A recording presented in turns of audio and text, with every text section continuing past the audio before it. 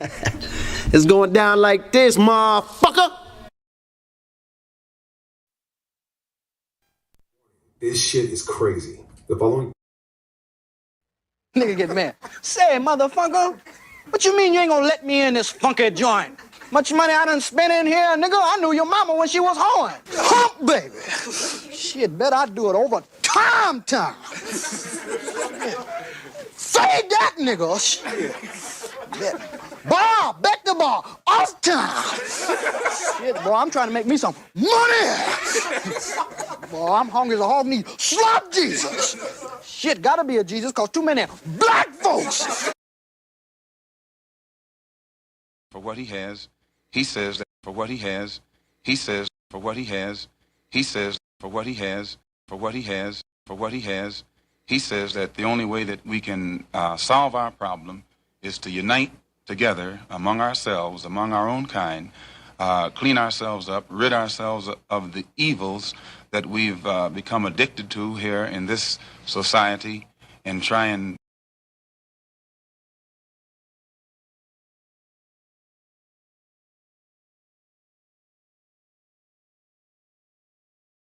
Yes, he destroy black boys. Yes, he destroy black boys. Yes, he destroy black boys. Yes, he destroy black boys. Yes, he destroy black boys. Yes, he destroy black boys. If you destroy him as a boy, he'll never become a man. This ain't loud enough. I'm still trying. This ain't loud enough. I'm still trying. This ain't loud enough. I'm still trying. I just left a light in this bitch.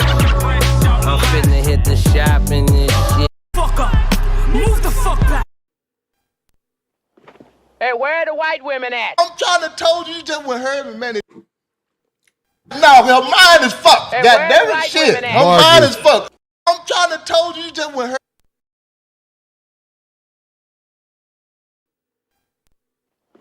Hey, where are the white women at? I'm trying to told you just. I'm trying to told you. I'm trying to told you. Hey, where are the white women at? I'm trying to told you just with her man. No, her mind is fucked. Yeah, well, gotta get a piece of mind.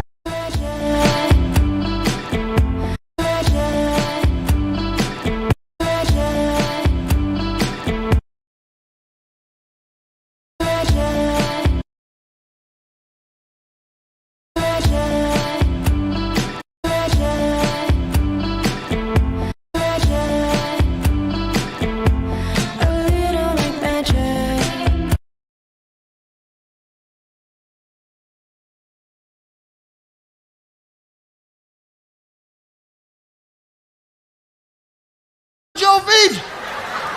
He looked down, seen her feet. The nigga went berserk, killed the monkey, threw the bat out the window, start kicking that bitch in the air. Say anyway, but I will.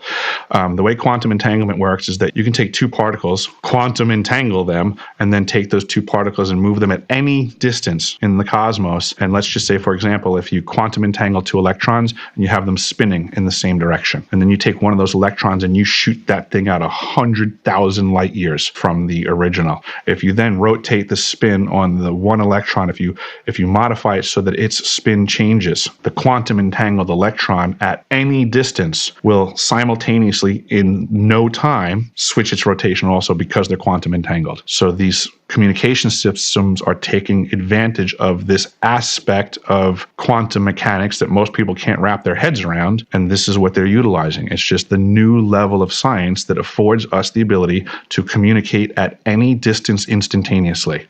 Can you?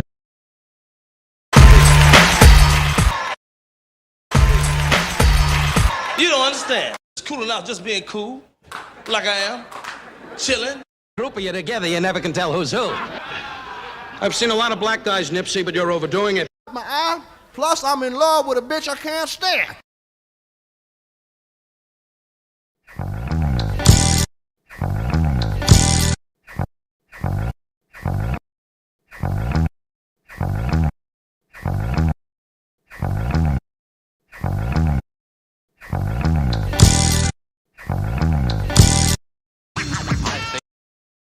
I mean, TikTok.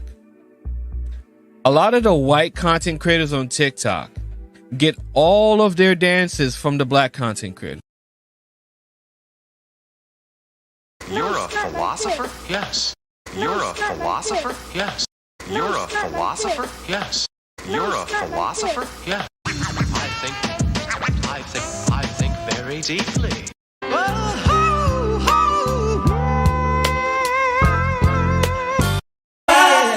Dance with me. Oh yeah, everybody move with me.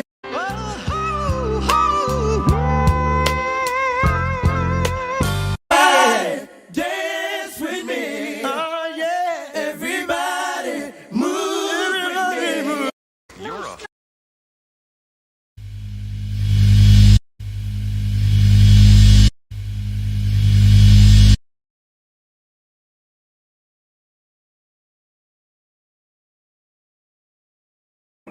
You got to pray to God and tell God your rent due. Any God that didn't know your rent was due ain't God. Damn white boys out there. Most of them is psychopaths and all that. They'll kill your mama's mama. And you decent white folk that still don't know they're racist. What the hell you want here, hunky? Don't know me what it nigga. I mean to be rude. I don't mean to be out of line. Mean to be rude. Mean to be rude. Mean to be rude. I don't mean to be out of line. Where's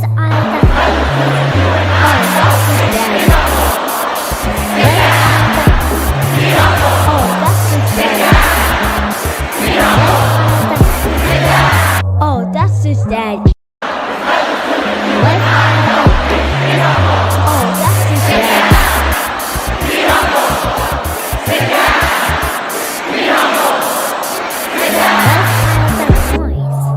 Oh, that's his dad.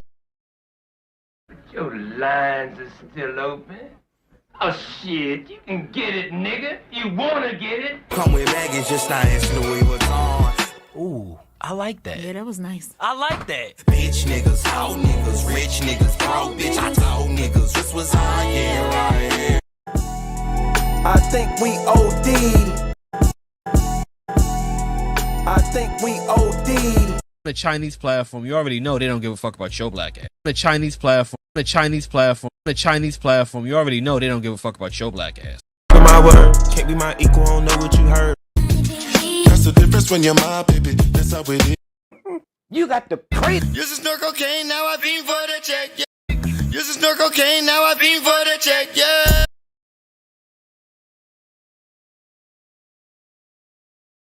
Baby, I'm a walking dead man, is what they call me when I come. I hit the loop juice, it pulls up in the dude. Baby, I'm a walking dead man, is what they call me when I come.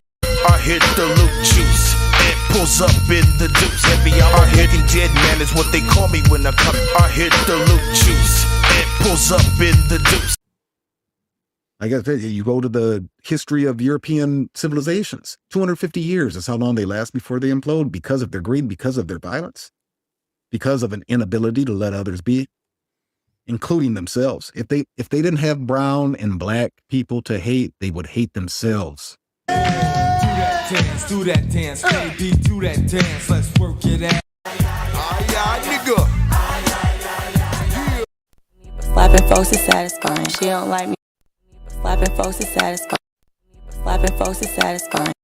Lean and walk, lean, walk.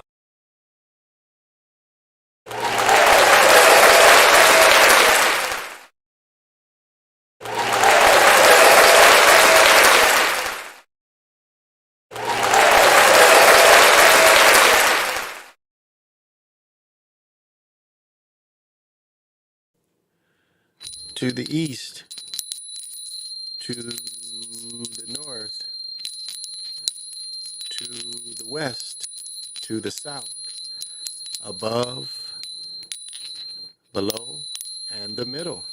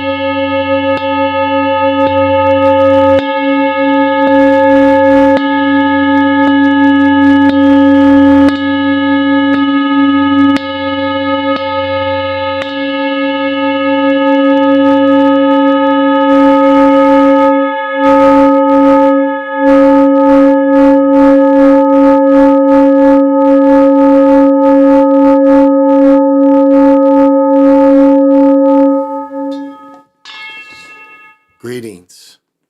This is Big Pontiac, and welcome to the Chocolate Mountain Show.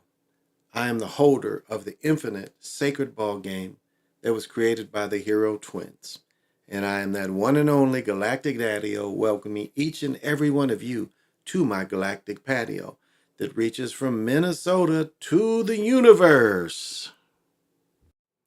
I think that is my cue to come on in and say Guten Morgen. But if you've watched the show, you know I do not like to disappoint. If you look at me as a man of having the finer things in life, well, why wouldn't I have the finest ambrosia? The rob from God of beers, which is Great Lakes, Elliott Nest. So, pop 'em if you got 'em.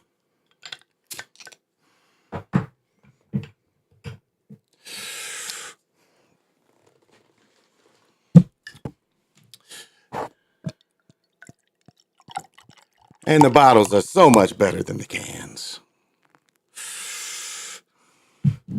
And we still going with the Luca Hookah. Smoke 'em if you want 'em.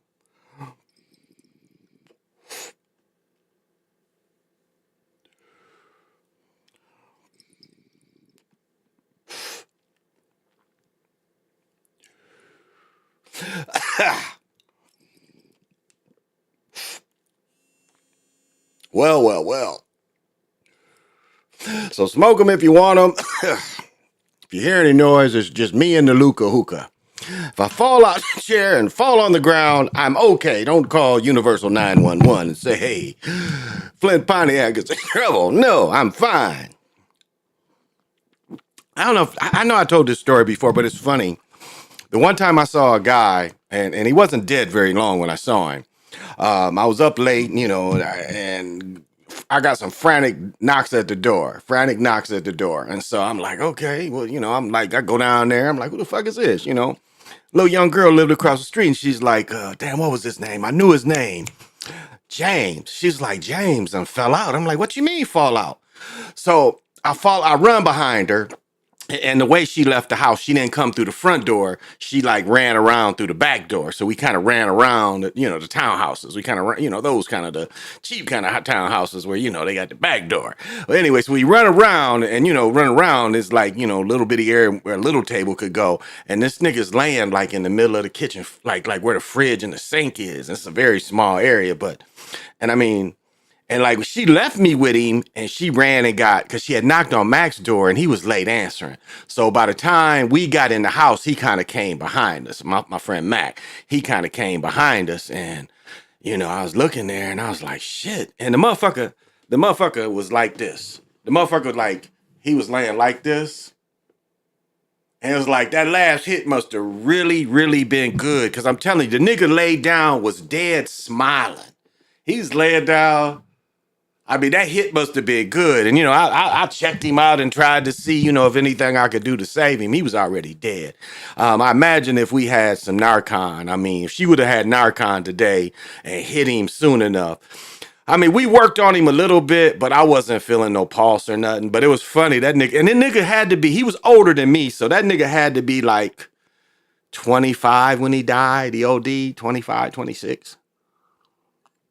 Because this had to be 80 fucking 83 this nigga died. That's how long ago he died.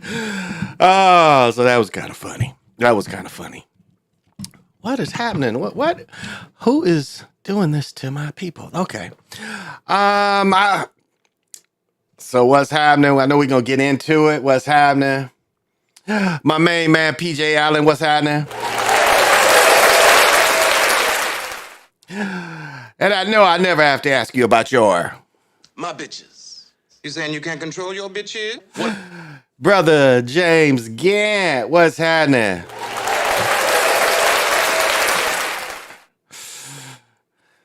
You got to have vision. Necessary Evil, why aren't you a moderator? Because you were a moderator before. What did they do? Necessary Evil, thank you for joining. Who took you out of being a moderator? How could they do that? I am Q. What's happening?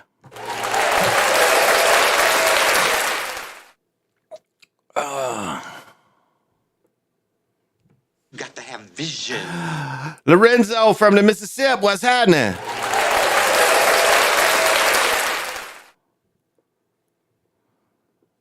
Got to have vision. Damn, he died like Chris Tucker in Dead Presidents. Yeah, he really did. And this was, yeah, he was the same. Like I told this story before too. He was the same nigga that almost got me killed. That's a part of him too. That nigga almost got me killed, and I didn't have nothing to do with it because I don't know what was going on, but it was like a young boy, 14 or 15. We was out there playing backgammon, and this dude who later OD'd because he he lived, I don't know if he moved apartments when he got with a young girl, because him and Jeff used to live 2 doors down from me. And so one day Jeff was down with us and we was playing backgammon, playing AC Doocy. And I don't know if y'all know the difference between AC Doocy and backgammon. In backgammon, you start everybody on the board. AC Doocy, everybody starts off the board. But anyway, so we're just playing. We got nothing to do with nothing he's doing. This young nigga was down there, and he took this young nigga and was like bitch slapped him. I mean, he just like it was like some cartoon shit almost. He just took this young nigga, was like, and we didn't really pay much mind to it because like he didn't kill the nigga. He just kind of bitch slapped him a couple times. And we really wasn't paying no mind. And the next thing we know, this lady comes out and says, "Who's outside fucking with my baby?" And she racks a 12 gauge. Now, matter of fact, at that time, Jeff was with us. Yeah, was Jeff with us or Jeff? I don't remember because Stump might have been there. But no, I think Jeff was with us. Maybe he was waiting to play. And it was like my room, Stump. No, it wouldn't even been Stump. It had to be Jeff. It was Jeff and somebody else. It was 3 of us. I wasn't playing. I was just standing there. Matter of fact, yeah. I was just standing there. And they was playing. They were playing. So it wasn't Stump. It had to have been Bruce. Maybe it was Bruce and Jeff. I can't quite remember. But anyway, this bitch was like, "Who's fucking with my baby?" And this bitch fucking shot at us. I mean, this bitch was literally like 15 feet from us. Like, I'm telling you, she shot at us like point blank range almost. And we had nothing to do with it. And like when she came out and was screaming and shit with the gun, I don't even think James was out there. I think he had slapped the boy and went back in the house. So she come out there and I ain't even know the lady. I ain't know her son other than what I just saw. That's the only thing I knew of her son is what I just saw. And this bitch, James was out there. And this bitch hauls and shoots at us damn near point blank. And if it wasn't for like all 3 of us being able to dive into the apartment, we would have took a lot of the blast. Cause I heard the shit. Like, it's funny when you hear shotgun blasts and you hear them pellets going over a tile floor. Cause that's what it was. It sounded like a motherfucker just rolled a bunch of damn BBs on the floor and shit. You just heard that, This chick shot at us, and luckily we had the guns downstairs. And as soon as he shot at us, I went in the closet and got my shit. I started shooting out the damn door. Then I ran back, and when she shot, I shot back at her ass. That bitch went in the house, and we just shot the house up. Me and these 3 other dudes shot the fuck of her house up. Now we didn't kill her, but we did her shit like the gauntlet. We shot so many times in that bitch, and the police didn't come till later. Sometime in the middle of the night, that bitch moved out. But we shot her shit up, and she had children up there, I must say. But again, adrenaline takes over, and somebody just tries to kill you. Your thing is to search them over, especially if you can outgun them and kill them. That was the thought. But we ain't end up killing nobody. But yeah. But yeah. So what? Yeah. Well, how did that happen?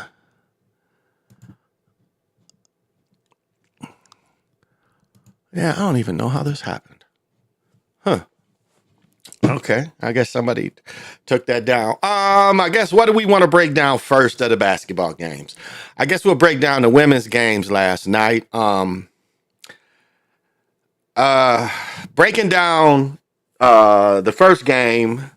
Wasn't much of a game. The first game wasn't much. Just like North Carolina State and Purdue wasn't much of a game for the men or the women. South Carolina State is really looking clicking. I think their big girl got hurt. Is that what I read right? That she kind of got an injury. The All-American that just says she's going pro. But anyway, they're clicking on all cylinders. Again, I went to the movies, so I didn't see much of that game. But I'll tell you, what did they say? 14.2 million people watched UConn, Iowa. 14.2 for women's basketball. That was outstanding. That they won the hour. They won the hour, and that's what you want. They won the hour. They won the spot. I thought it was odd the game started so early, but I see the game still ended a little before 10, so I guess they didn't want the games to go too late. But like the call at the end of the game, this is what the problem I had with the call at the end of the game. It wasn't consistent with the rest of now this goes for men and women. If you've done a great analysis or a close analysis, they've been letting a lot of contact go on both sides. I mean, it's like it's so much contact being allowed in the men's game. I mean, what Van Gundy, not the Van Gundy that's on there, and that's what he was when he was doing some of them early games. That's what he was. He's like surprised the amount of contacts allowed. It's been a lot of contact. I mean, it's been a lot of play-ons that we see over the tournament, and for it to come down to a moving screen to decide who wins the game, that's a no call. That's a no call. That's a no call. Because again, it didn't affect the play where the player could have scored off of it.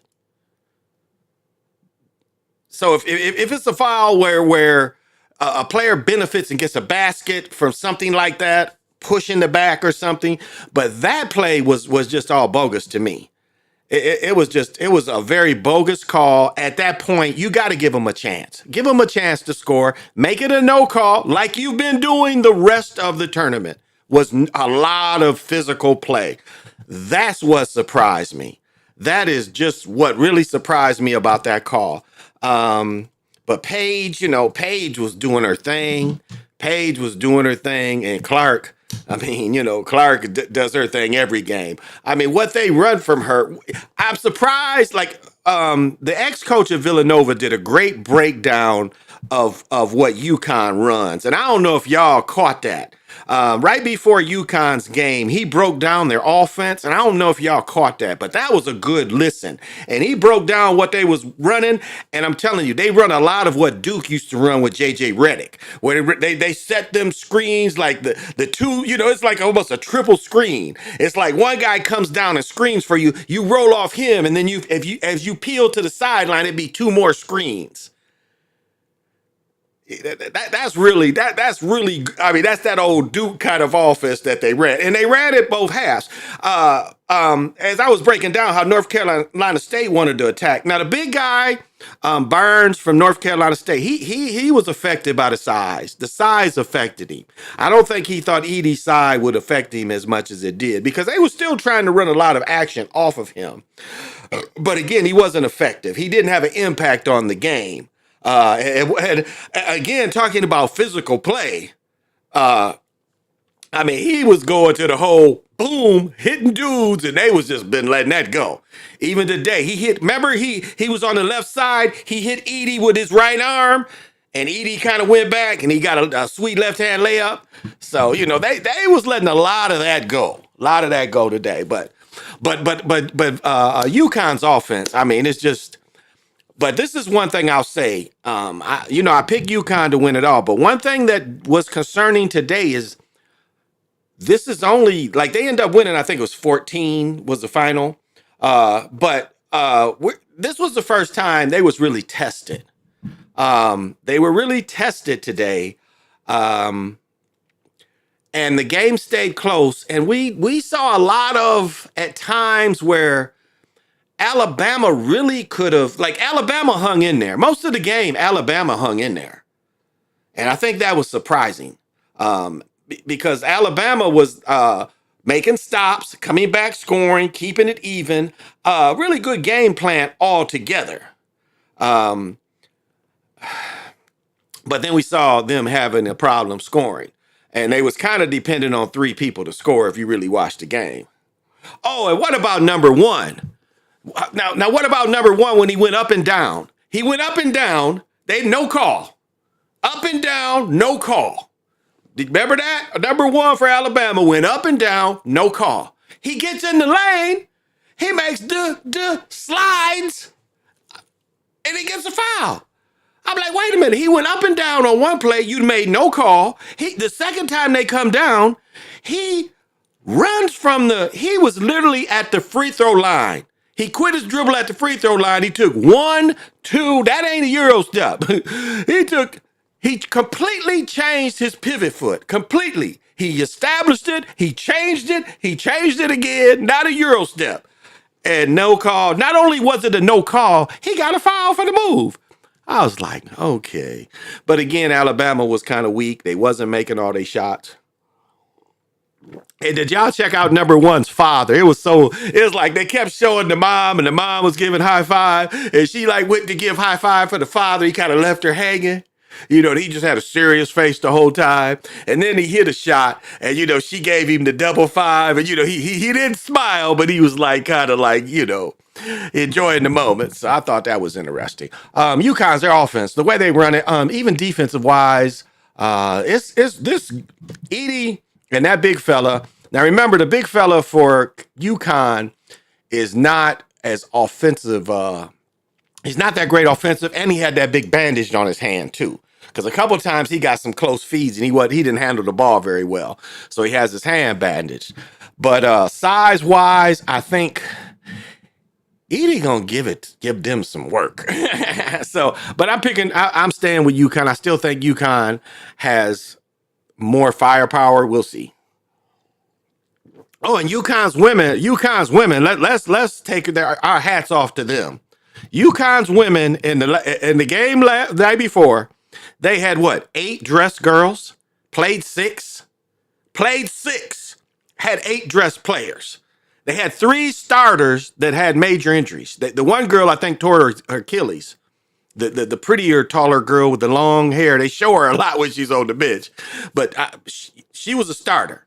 So they had 3 starters that got major injuries. They dressed 8 people and played 6. So you got to have your hats off to that team. That team to be able to make it this far with all that, I mean, but at that point, you are giving your practice team, you get your practice players, a chance to dress out. So, but it had a good run. And what people don't understand, the way college operates, it doesn't really matter if you win or lose the Final Four. You get to put that banner up. So it's the thing, where Rosie, what did Rosie say? A white man can't jump. Sometimes when you lose, you actually win. And sometimes when you win, you really tie. And sometimes when you win, you do lose. But anyway, that's the way, even though you lose, you still win. And it's funny, they don't play the consolation games anymore. It used to be, that was a big deal, the consolation games. Reading about Al McGuire and all the consolation games. I'm like, okay, they gave you extra games, but I don't think players want to play them anymore. So I thought it was cool. The NAI, yeah. And I'm going to tell you, this is, I've said this before. Like people, because, what the NBA gave a stat out is or not a stat, but I think the college showed this. Remember they showed OKC age was like 22.7, and then they showed North Carolina. Age was older. The one thing that's going to happen, and I say this night after night, is players are going to stay in college longer. I think we're going to see more and more of what we saw out of Jim Brown first and then Barry Sanders. I think we're going to see more and more players have shorter NFL careers because they're going to be financially, this is what the opportunity gives you. If you're good enough, you can start becoming financially stable in high school. If you have the right marketing around you and the right ideas, you start becoming financially responsible in high school. You become rich in college. The ones that can take advantage of all that, you can become rich in college. And so you don't have to. So by the time you do get ready for the NBA, number one, you've been dealing with the money. You've been dealing with the money. So you're financially more mature. And especially going into football, you're not going to need to play that long. Now, given first, second, third round pick, how the money comes, because again, people don't understand. Draft pick is damn near a slave. See, football is the weakest union, and those are, see, that's why you have to get the bonus money. That's and the people that really fucked the players around in a union about 20 years ago was the lineman. The lineman was jealous, so the lineman tried to get some little more money for the linemen because the quarterbacks, the backs, and receivers they was getting all the money, getting more money. So anyway, so the contracts suck, but the bonus money is what come comfort. Well, with that said, now you already got money. So the NFL has to come at you a little harder. I would say, sign something, re-bargain. I don't know. I think you're still locked into 4 years. I think it's 4 years you got to play for a team. And maybe people start saying, I only want to play 3. I don't want to play 4. Well, no, I only want to play 3. That's all I want to play. And this way, we see less and less people taking this beating. Oops. All right, it's too late. Take that clock off. Ooh, there we go. It's a little softer. Less people take the beating, and that's a real thing. Is less people getting beat up on, less head hitting. So, scripter for Caitlin, she's good, but that call at the end with all that bumping it, that was poor. That was poor, and it made it not fun to watch. It really made it not fun to watch because, like, even the game tonight. You guys watched the game tonight, a lot of contact, not a whole lot of calls. A lot of contact was given. Like from the whole tournament, if Edie would bring the ball down and they stole it from him, there was no call on that. Like almost all the big dudes, if the ball's low and dudes is going low to get it, there wasn't really calls on that if you think about it. Not on the bigger 7-footers, because we've had several 7-footers this past tournament. And so we didn't see a lot of that. The ball go in and go low and people go in there. You wasn't seeing calls for that kind of contact. Nothing was called. They was letting that go. So again, not to get a team a chance. Because if I'm in that situation, I see that. I'm like, okay, this is a pick. I'm way out here. The way the contact was, she couldn't automatically roll because she wasn't even positioned, to fully roll. She made the contact and it threw her a little off. So it wasn't going to cause a score. And that would have been my hesitation to call a foul there and not give them a true chance to win the game. That would have been my hesitation right there as a ref. And I ref for 20 years. And just looking at that, knowing how much time is left. Oh, and let me tell you another stupid play. Okay. Why? Okay, here's another stupid defense. Now, the last game with Alabama only had, with 2 minutes left, with 2 minutes and 30-some seconds left, Alabama had 5 fouls. 5 fouls. They did not utilize fouling at all. I mean, there was more. I mean, it was like they had 3 fouls to give, and they didn't utilize it at all. That, I didn't understand that. At under 3 minutes, I'm like, why aren't they starting to foul? Because at some point they were like, it was staying 10-12 down and getting into 3 minutes. And then when they made their little run, I was like, why didn't they foul? Even at the end of the game, they weren't fouling. I mean, I thought that was poor coaching. I really did. I thought that was some poor coaching. I was like, yeah, y'all blew opportunity there. Like they didn't foul at all. And that made it. Now, when you're talking about something looking scripted, that looked very scripted. Looked very scripted. So, oh yeah, and yeah, they love her. They love her. I'm surprised she's going pro because she'd make more money not being a pro. But again, she's got all this other stuff going on, and the WNBA definitely needs her. The Olympics need her. I don't think Juju. Does any of y'all know? Is Juju going to be in the Olympic team? I don't think so. I think most of the pro girls, but I know Caitlin is going. Caitlin is going. What is the other girl? Paige is on the Olympic team too. I think. I'm pretty sure Paige is on the Olympic team. It was one more girl. It wasn't Angel Reese, but I think she's on the team too. I don't know. Maybe Angel Reese is. I don't know. Even know if the big girl from South Carolina is. I got Purdue because of what happened to them last year. Like what happened to Virginia. They both lost 16 seeds and they win the Natty the next year. You know what? Gosh, a play came up tonight, and I was telling my brother-in-law the same thing. He was like, "Well, wasn't they in the championship last year?" I was like, "Nah, they got knocked out by 16 last year." And I was like, I said almost those exact same things, Lorenzo. And I thought the same thing. I was like, they got knocked out early last year by a low seed. Then the next year, yeah, I kind of hit onto that too, Lorenzo. I really did. I really hit on that too. So that could be something to that. And I'm gonna say this is the way they get scripted is, again, UConn didn't play well when the games was close. If y'all noticed, they didn't play well when the game was close. They was making a lot more mistakes, a lot more turnovers, more misses. Now, what if they are pressed the whole game and it's never a breakthrough? What they script is in the past, the teams that never, like, again, UConn won by 14. Their average win's been what, 20, 30 points? I mean, they're 9-0. In the last 9 games. They're 9-0. So what they script is, again, people not being in the pressure situations. Again, they did win the national championship last year. Again, their league, every game is big. So I understand that. But the way they script these things is it seems like the team that plays all the blowout, they kind of, lose their composure. That's how they tend to script it. As the team that's been blowing people out lose their composure when the games are close. And so that's how they've really been working it.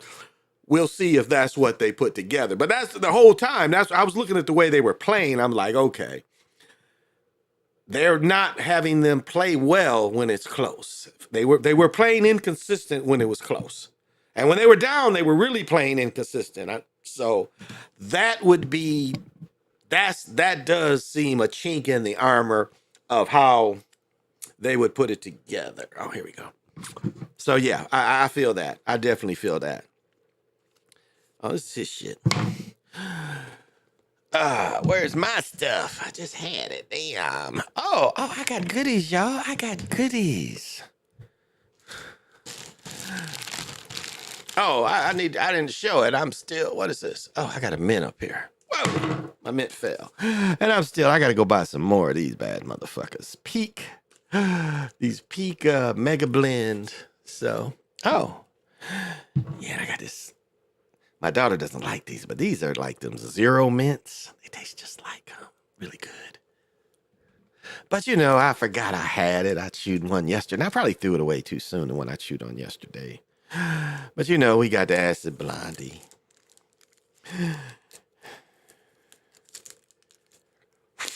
And I dare say I've never smoked one of these. I don't even why. Like I wouldn't never even think about smoking this motherfucker. I don't know. I like smoking the bigger cigars. I don't know if I would enjoy smoking this one.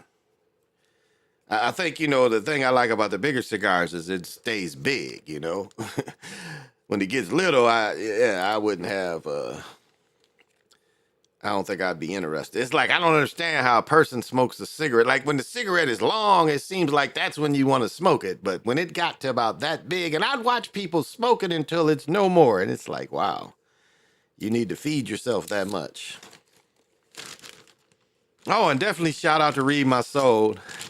Him and Wear Testers, they're sneakerheads, and I appreciate, I like watching their content, and then I like their enthusiasm for shoes, and appreciation. I must say, like, even Read My Soul, what he's done for me is, the appreciation of the art. Because, like, one thing that hasn't changed about me is my buying habit of buying basketball shoes hasn't changed. I mean, all my male life, I mean, again, this is with non-football issues. Football, I think I wore spot belts until I wore Nikes. And Spot Bill used to have tennis shoes at one point. I don't know if y'all remember that. Spot Bill, which is a cleat, used to have, you watch all the 60s, 70s, 80s, almost all the shoes are Spot Bill. But I still buy basketball shoes, even though I haven't played a semi-pro basketball game, 7 or 8, probably 7, closer to 7. And I haven't dunked a basketball. I remember the last time I dunked a basketball. This is how sad it is. I haven't dunked a basketball since 1988. I first dunked a basketball in 1975. When I was in 9th grade, before Christmas was the first time I dunked in 9th grade. I dunked, and I was probably only then 5'10 and a half, 5'11. Probably 5'11. And I dunked my first basketball. My last dunk was 1988. I just had knee surgery. I was going through rehab, and oh my goodness, I was jumping and shit.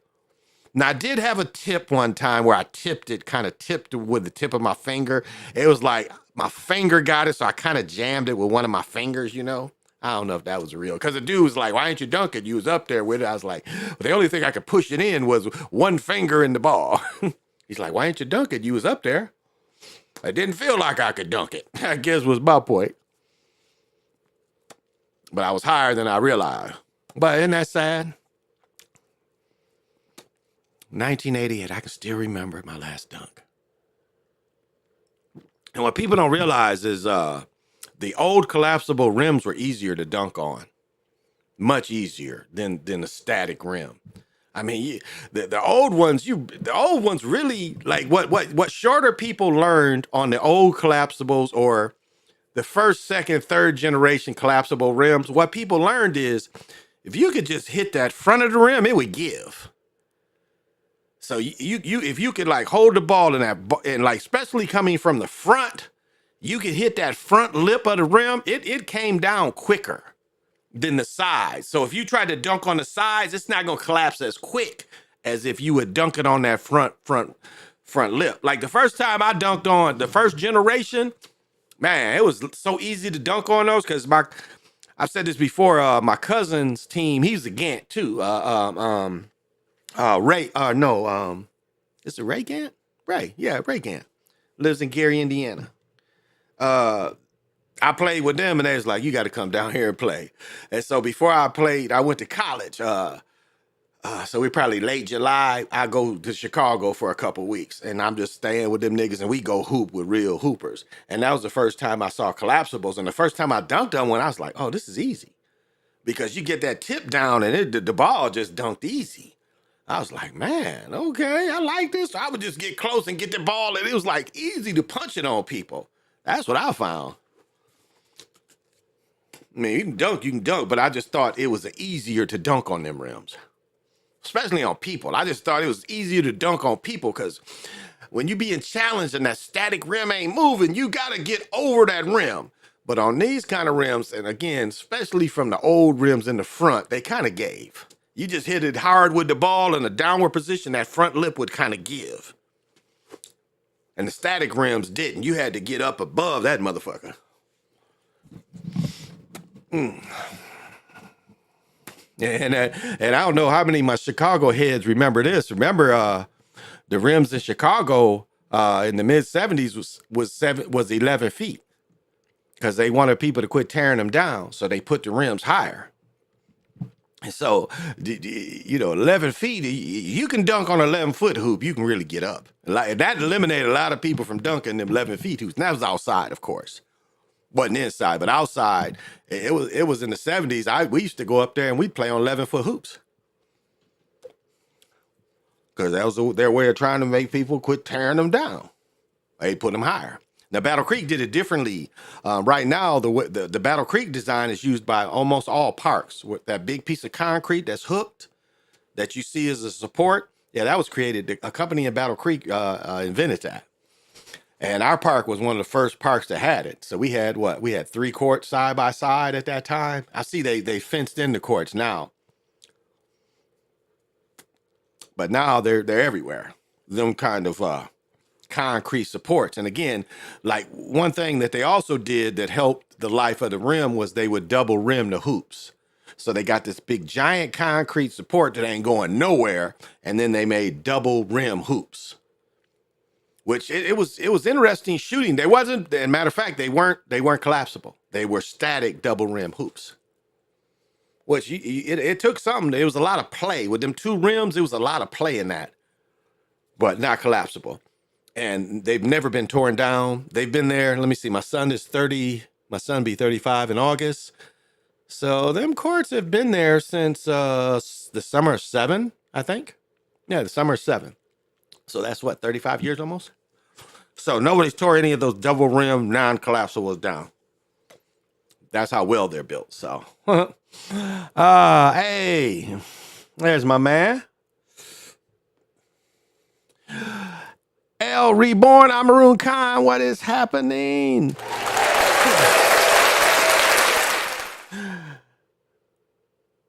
Got to have vision. It's like Kim Loki put in Faye J on Catlin with 4 minutes left in the game. They down by 11. Yeah. Well, shorter girl. But I understand the move because quickness-wise, I mean, she's pretty quick. When they put her on her, she's quick. And she put her hands like this, like, yeah, but maybe a taller player. Hey, Zeke, what's happening?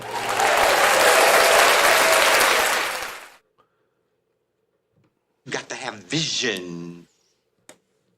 Yeah, so I don't know. I mean, no matter who they put on her, she was toasting them. I mean, it is like what I like.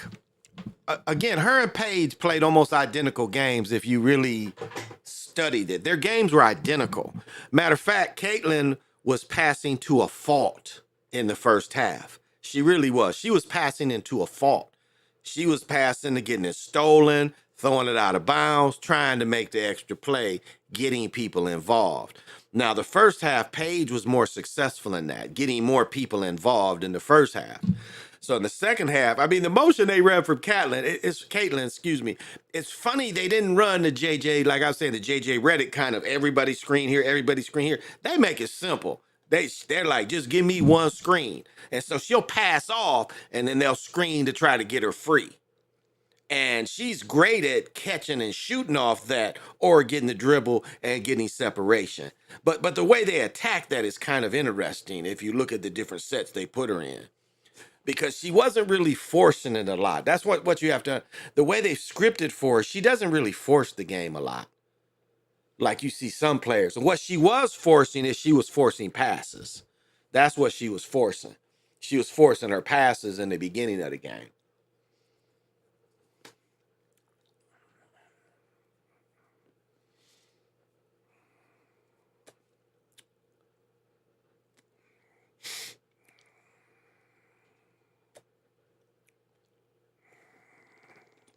So that's what I enjoy about her game, and that's how I see how they scripted for her. But she's I mean, it's really I like the way she gets herself open. I like the way the actions they I mean they make it simple to get her open. That's what I like. That they make it simple. It's not very hard for her to get open. So that's what I like about her game. And tomorrow's game, I mean, I'm surprised it's not prime time, but it's gonna be fun. It's really going to be fun. So we'll see. We'll see. I'll be sitting here with the popcorn and stuff, analyzing it. And it's, it's really beautiful. I mean, 5 years, I got a free game, got to go on the court and, meet everybody and stuff after the game. So my interest and support of the Lynx goes back to like 6 or 7, 8, 9, 10. I think is he got fired, but then he came back and coached with the Indiana team a year or two. So I've been able to give women's basketball a lot of support. And my daughter, she's kind of into it too, because I've been taking her to Lynx games since she was like 2. Yeah, so yeah, it must have been going to, her first pro game was going to a Lynx game. And this is, like it's funny when you go to pro sports, it's a little different when you go to a stadium. So I had the idea. It was we had tickets again to the Lynx. I had everything figured out. So I go park, it's fine. Matter of fact, it was a rainstorm, but I'm in my daddy wagon, which was a Ford Freestyle, Volvo underpinnings, all-wheel drive that'll go through anything. So I'm not worried. It's raining hard, but I'm not worried. Anyway, we get there, we sit down, get whatever junk they wanted to eat, and then one of them said they had to go to the bathroom.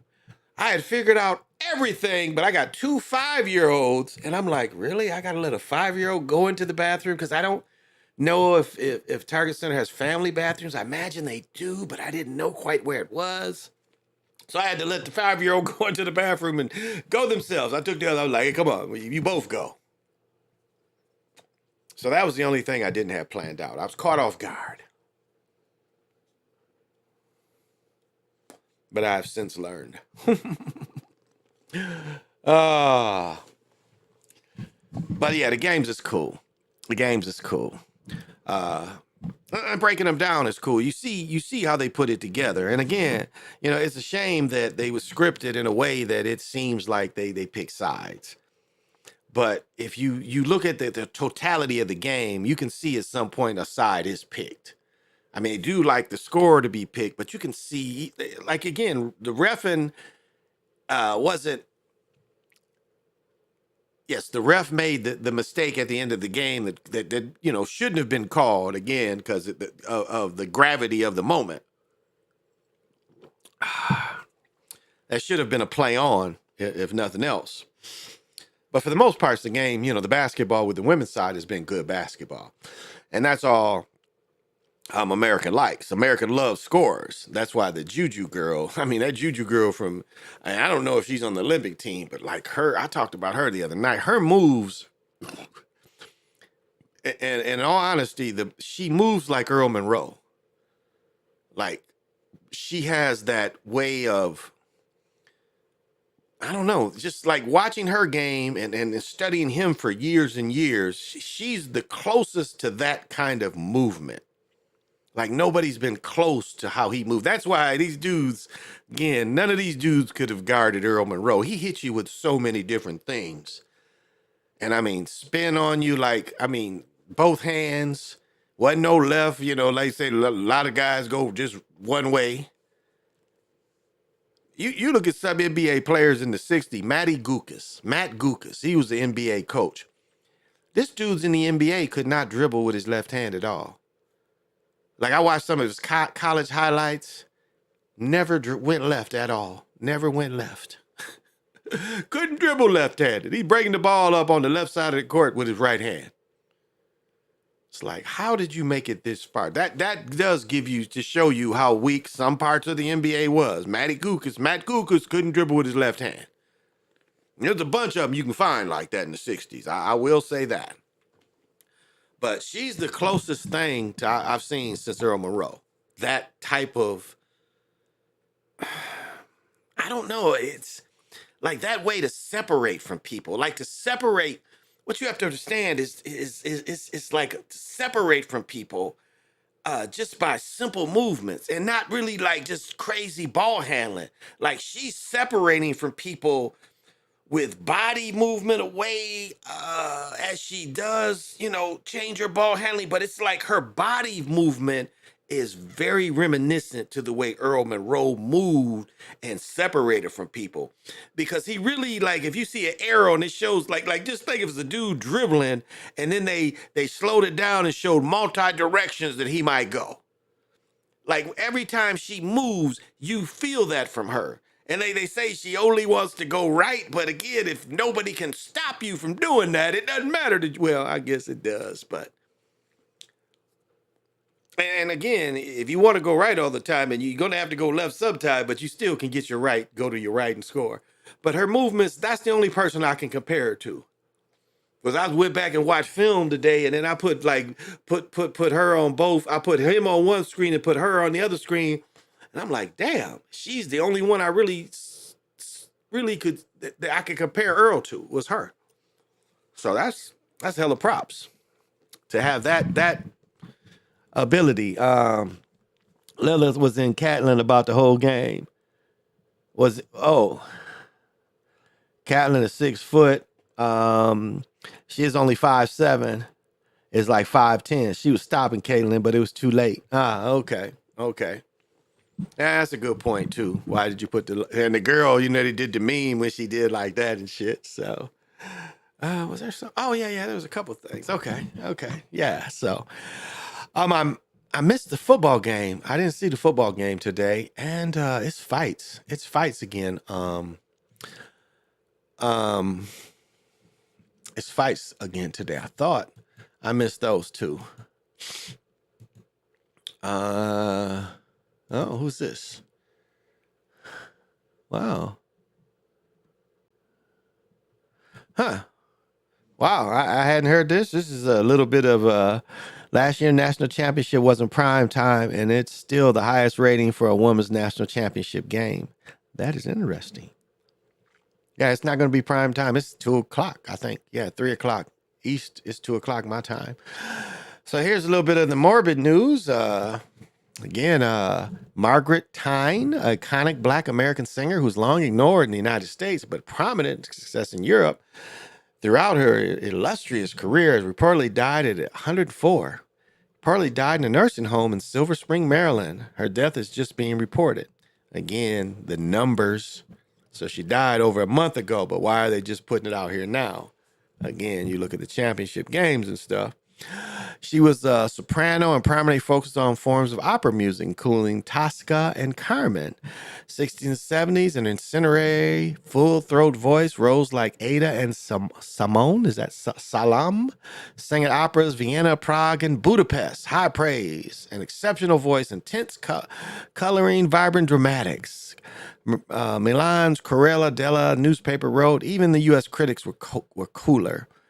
Wrote of her performance and what expects a woman voice can only achieve by a singer of her caliber. She didn't go into the Met here in America until 1974 when she was 55 in the run of 3 performances. And that began and ended her career there. Wow. She's born in 1919, was discovered age of 6, won her first award against adults. Wow. Won her second awards. By the age of 12, she sang The Lullaby from Joyce Goodard. She went on to a bachelor's degree to North Carolina A&T. The Aggies is everywhere. Oh. She went on to get her bachelor's degree from North Carolina A&T. What was that? She went on to get her bachelor's degree from North Carolina A&T. And continued her studies at the Juilliard. She would transfer to Columbia and receive a master's in music. So this was, beautiful story. We have 8 million stories, and, the Beast, you could tell she did it right. Like, she drank from the Beast cup far away. And when the Beast didn't want to feed her, like when the Beast offered her the cup here in America, she only took like a small sip. What did they say? She only had three performances at the Met, and they shut her down at 55. And she was smart enough to understand. So, all right. That was very unexpected, but right on.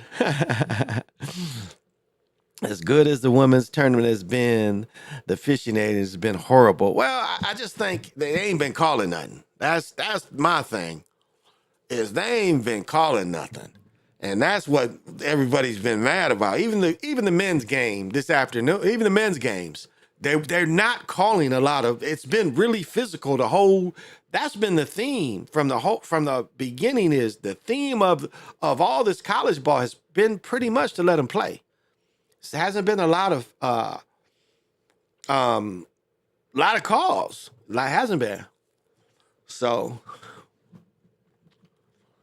so that's a surprise. Oh, okay, I already saw this one. That's what I was surprised about. Is that, you got to be consistent. If you ain't gonna call it, don't call it. But don't make that call when it gets tough. You don't let the team decide. And I mean, on the other side, why are you screening? Why are you running screen roll? That's the other part is like, why would you risk running something like that to try to score? Especially they was running out so high. I mean, if you look at where she was, that was extremely high.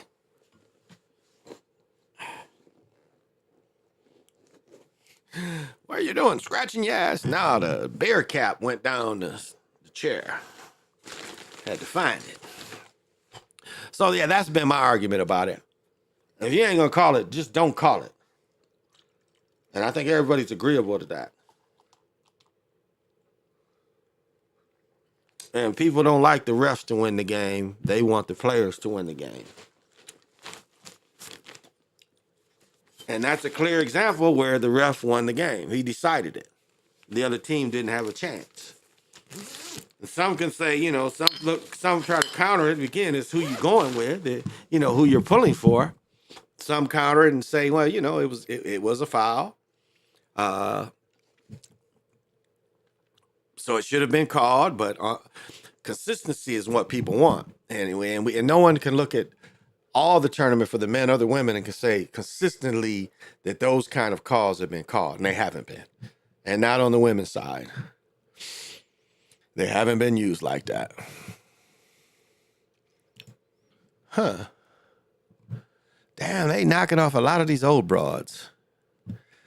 I don't know who this is, but let's find out. On the morbid side of the news. I don't know her. The entertainment world mourns the loss of venerable Barbara Rush, famous role in the science fiction movie It Came from Outer Space. She lived to be 97. Wow. She died on the 31st, okay, but it's reported now. See how they're trying to give these actors? But again, this is the way to die at 97 and 104. If you just take a small drink. Journey commenced at Pasadena Playhouse, where she's scouted and contacted by Paramount. Her pivotal role is sci-fi generating the Golden Globe for Most Promising. She enjoyed sharing the screen with Rock Hudson, who was gay, Dean Martin, Marlon Brando, who was very gay, and Frank Sinatra and Richard Burton, who's also reported that he was also going both ways. However, in 1968, Rush transitioned to television as Nora Clavis on Adams West Batman. As Nora Clavicle. I don't remember who that character was.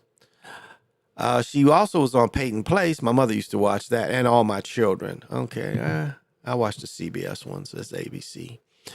Seventh Heaven. Okay, she was in Seventh Heaven. Oh, yeah. Okay, yeah, I remember her now. Okay. It Came from Outer Space, yeah. I remember this chick now. Okay, the young picture helped me kind of know who she was. Yeah, right there, I remember her. Yeah, it's really like you would think of her as science fiction. Okay, okay. But again, that's the way you want it. You take a little bit of drink and you step aside. Say, okay, Beast, I took a little drink, but since I took the little drink, how many years I get? And it's like, well, you can live to be in your 90s, and we'll sacrifice you during the sport. We'll let your time during the sport championship, and that's how you feed the beast. So, and that's part of the morbid news. California restaurant shuts down days after $20 minimum wage hike. Really? See, and that's like my daughter's wife is an accountant. My daughter's mother, excuse me. My daughter's mother is an accountant, and we have this argument all the time. We tell you, You cut into profits and you pay people what they're supposed to be paid. How's this restaurant going to shut down just because you got to pay them a living wage? It doesn't make sense. And again, you know, all the Floyd got all these wages and all these risings of wages, and then inflation hit. Say, okay, we're gonna pay you motherfuckers more. Everything gonna cost more. Not as only everything gonna cost more, interest rates for buying houses. You're gonna have to go 7, 8, 9, 10%. And for what, 5 to 10 years, it was 5%. You know? So, and you know, I like to show a little bit of my finance. That ain't what I was looking for. You guys are players. Well, y'all, here we go again. Gold is $2,340. $349. $2,349. At close, you've $40 raise. For the year, you've won almost $300. That's almost like a dividend. GM only made about $2. I know Ford ain't hitting on it, but look at Bitcoin. We saw it up in the 70s. So Bitcoin's been taking a little hit. It's trying to regain. Is Ford in here? I need Ford to go 15%. I'm going to buy a bunch more Ford. If Ford hits 15, where's Ford at? Where's Ford? So you can...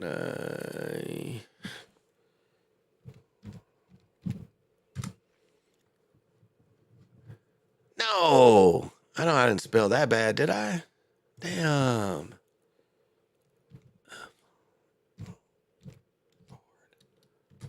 Yeah, that's it. Oh, I saw it. Okay. Ford. Oh, that's okay. Forward Industries. I think it's Ford Motor Company.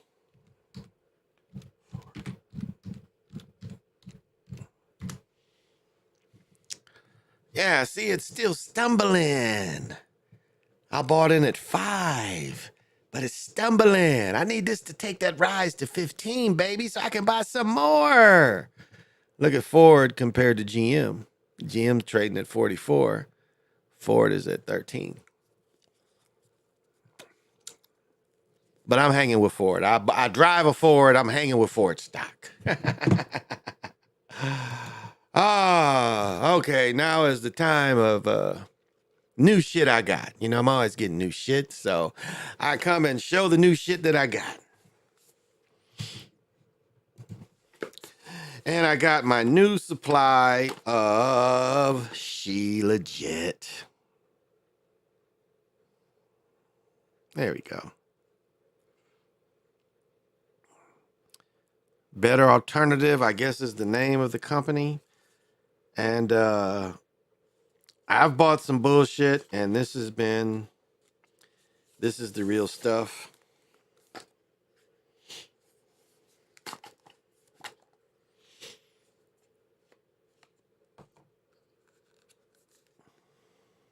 You give me the big old spoon.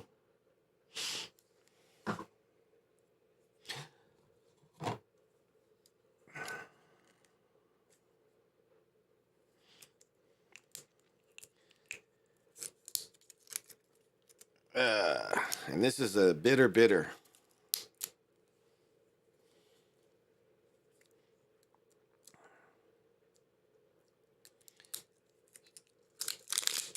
There we go. I don't really want to open it because it gets sticky and stuff, but people ask, it's folic acid. Like if you've ever drank that water, I think a truth teller one time it came on camera and he was drinking some of that water called Black, which I think is Will Smith's son's water. And so it's folic acid. So you can look up to see what folic acid can do for you. I'm not going to do all your work. But one thing it does do, if you're spiritual,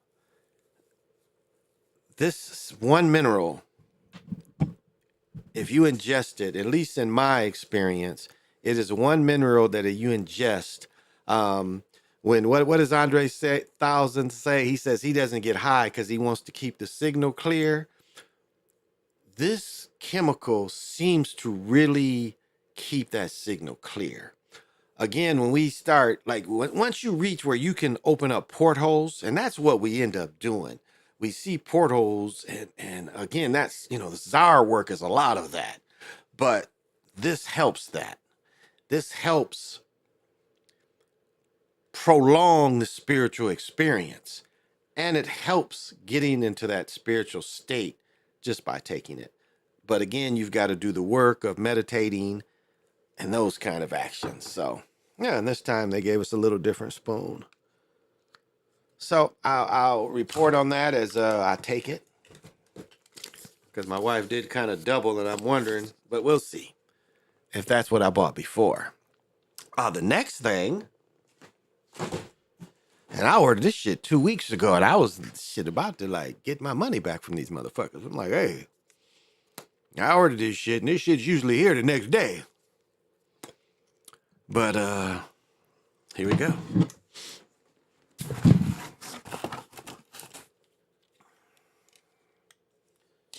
I gotta bring my little knife in here. I'm gonna cut my arm off or something with this.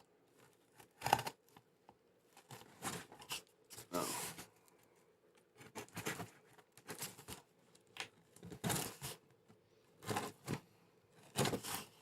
I know I was cutting towards myself. I know I'm retarded.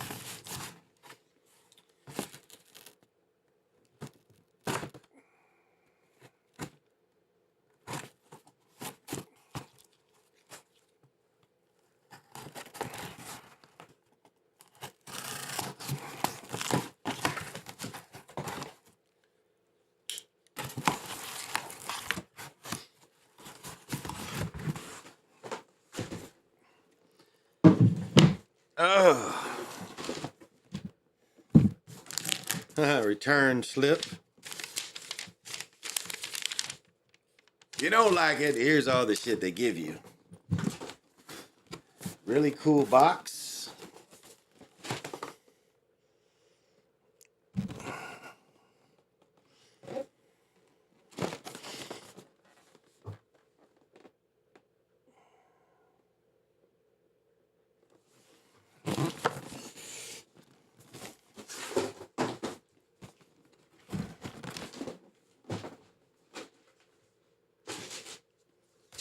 Oh, wow. This is cool. It'll give you a little Air Jordan little information. All right. I like it. Okay.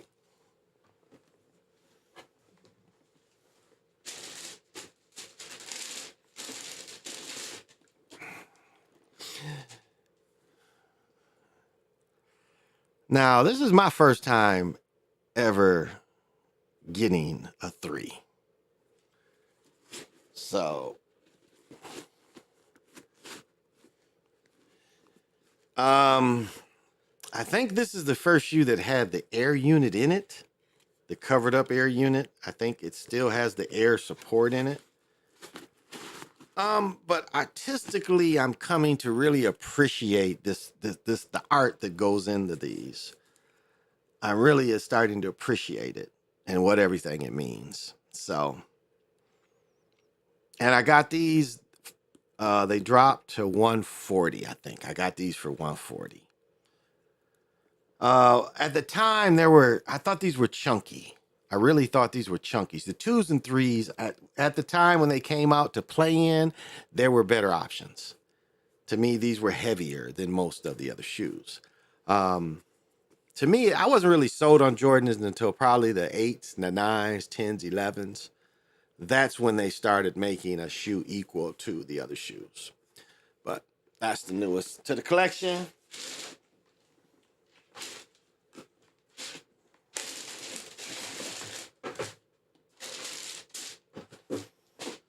And let me say this. I've been wearing my Jordan 9s for the last 3 or 4 days. I meant to bring it up here. This leather in them Jordan 9s have to be some of the best leather I've ever had on a pair of shoes. I'm telling you, I've wore these shoes. I walked around the Mall of America in these motherfuckers. I walked around outside on the outlet. I've been walking around with these shoes a lot. And if I brought it up here and showed you, the leather ain't did nothing. I mean, the leather in this shoe is amazing. I'm just sound like my mother. I mean, it's really the quality. I'm telling you, I'm walking around with these shoes, and the only way you see that, again, on the bottom of the shoe, is dirty from me walking on the outside. But if you look at the top of the shoe where the crease of the foot, yeah, there's nothing. Nothing. So, hats off to Jordan. And then the next one is PJ, did you get the Industrial Blues? Did you send for them? Because they coming out the 27th. I'm pretty sure I won't have no problem getting a pair.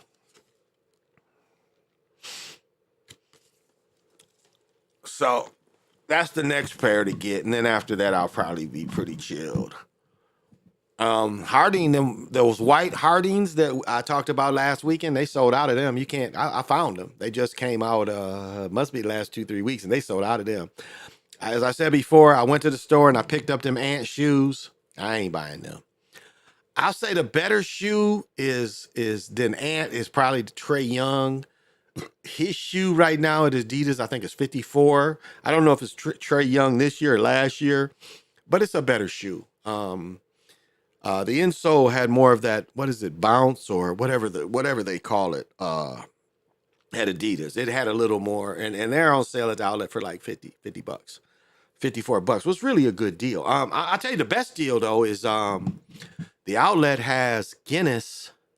It has a Ghana shoe for $30. One of Ghana's shoes for $30. It's a great deal. They had almost every size out there too. So yeah, I mean, you collect whatever you want to collect. So it ain't no specific price. You know, you can whatever. You can look good in anything. That's my point. It's just what you like to collect. That's all. That's all. Oh, Jeffrey's in here. Ha, Jeffrey Lane, what's happening?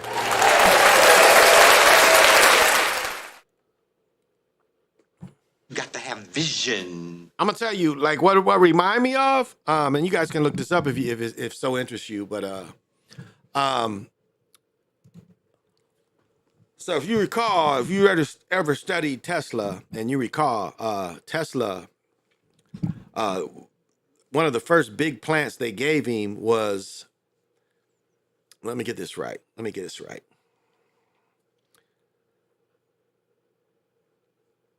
Okay, if I'm getting this right, if I'm remembering this right, the story.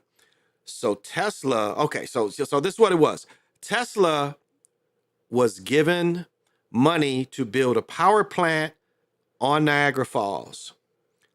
So to build this power plant, he had, multiple buildings that led to the falls where the wheels was going to be, the generator is going to be moved by the water. And one of the labs of this power generation plant, this power plant he had created out of Niagara Falls, he made an earthquake happen at the falls that he caused.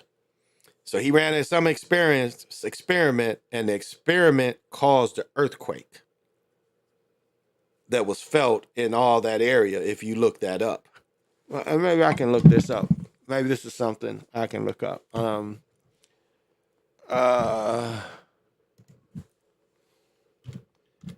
Tesla caused earthquake.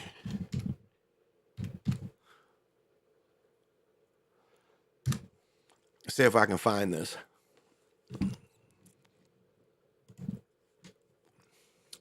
It says in 1939, at his party press meeting, the 79-year-old Tesla read a story where he claimed a version of his mechanical oscillator caused extreme vibrations in structures and even an earthquake in downtown New York City. includes a version of the story of the telling not given.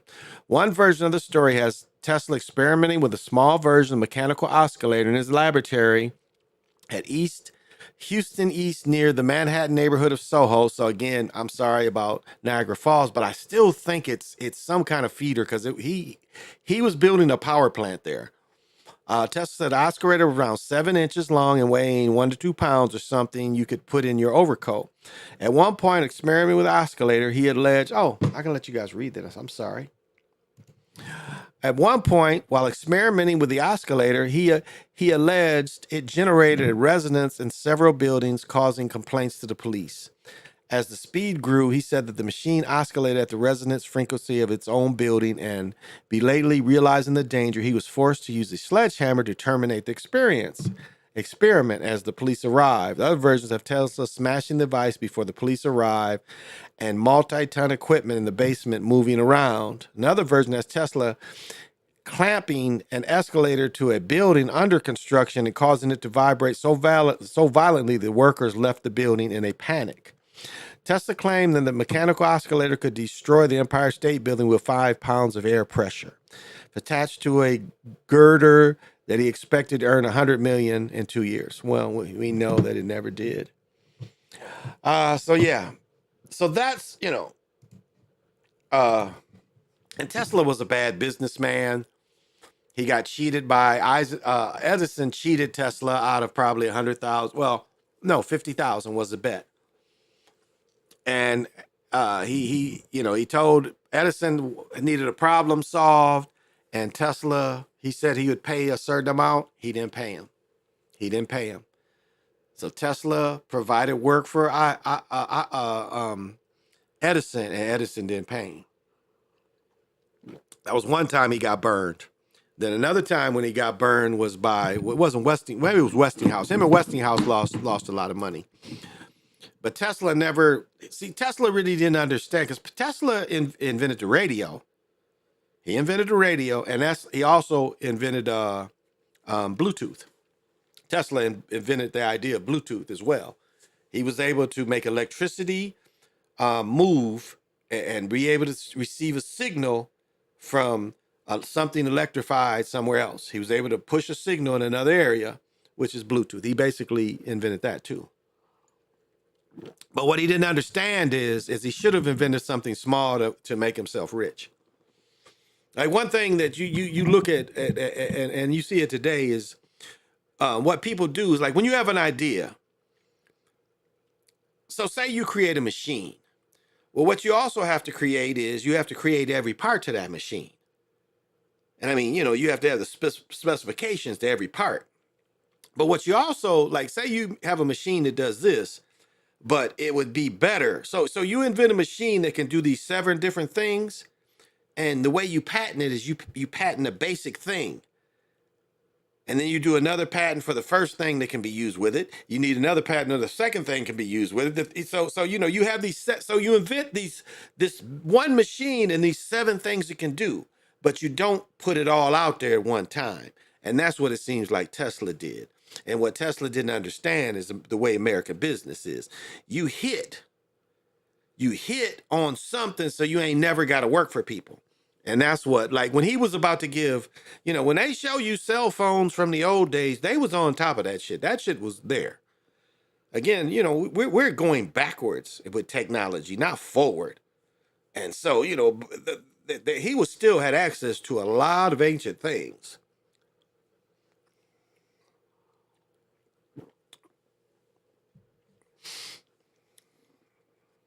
And again, they were looking, it wasn't like the genius of electricity was the person that learned how to make money from it. That was the genius, because at first it's like, we're going to give you free street lights. And up then, that's why they was killing the whales so much. They, the oil came from the whales, the gas at one point. Before natural gas was shot to everybody and, burning the houses down, because you got to do natural gases everywhere to give you light instead of candles.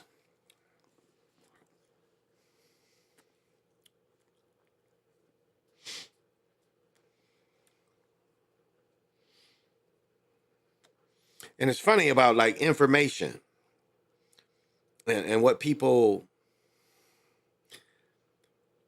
like even when we go into you know what how they reuse the word woke, because woke really meant that you woke up from the mist of the fog of the fake reality, the fake things. That's what woke used to mean, is you woke up from the fake things of life.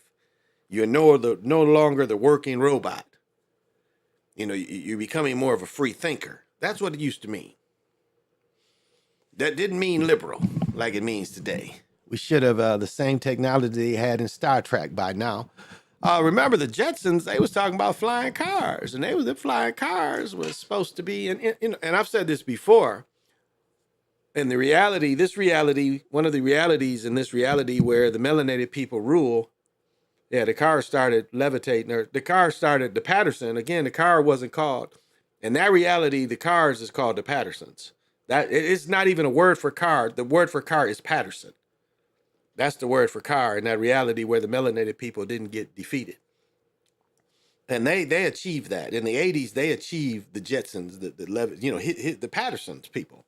They achieved, by the 80s, they achieved the levitating, the flying cars. And the electric trains and all that, they achieved that. You know, I mean, as I said, you know, the way the melanated people built the infrastructure around America, they still let all that land that the buffaloes roam. They built on top of all that. They kept corridors where those animals could freely move across the country because the animals own that. And that's what's hard for Europeans, you know, the Euro-Asian to understand. The Euro-Asian doesn't understand that the animal has rights, because the animal, we didn't know it has consciousness, so that the animals have a right. So if the animal stays here in the summer and then goes there in the winter, obviously they own that path that goes back and forth. That's natural law. That's universal law. That's part of universal law. That animal has the right to do that. And where that animal is, no one has a right to say they own that. Because in most cases, the animal's been there before human cohabitation at all. But that's not the way the Euro-Asian looks at it. You know, the Euro-Asian looks at you kill all the animals. Again, that's why buffaloes come from Europe. Bison live in America. Why do you think they call it the Buffalo Bills? They want to put a European animal in America. We've never had buffalo over here. We have bison over here. But now we have a bison cow hybrid. Because they killed all the bison, but what they was able to do was keep a couple and breed them with cows till they was getting more of a bison cow, and it looked more like a bison. But what we see today is a bison cow hybrid. That's what survives today. But the Eurasian doesn't think like that. It only thinks in profits. It's like one thing of watching the three body parts, how they make fun of the Chinese during the Chinese Revolution, you know, the Red Book. You know, you see Fred Hampton always talking about the Red Book and what true revolution is supposed to be. And it's funny, those scenes of three body parts, it makes the Chinese look very unsophisticated. You have people, the revolution, and look who they're fucking up. They're fucking up the educated. Almost, you know, it almost makes you think of the same thing as the French Revolution. And again, what was the movie about Cambodia? Not my father, or with my father. What is that called? You know, where they took all the clerks and all the people working for the government and then put them on the farm and worked them to death. Pol Pot. Crimes of My Father. Maybe that's what it's called.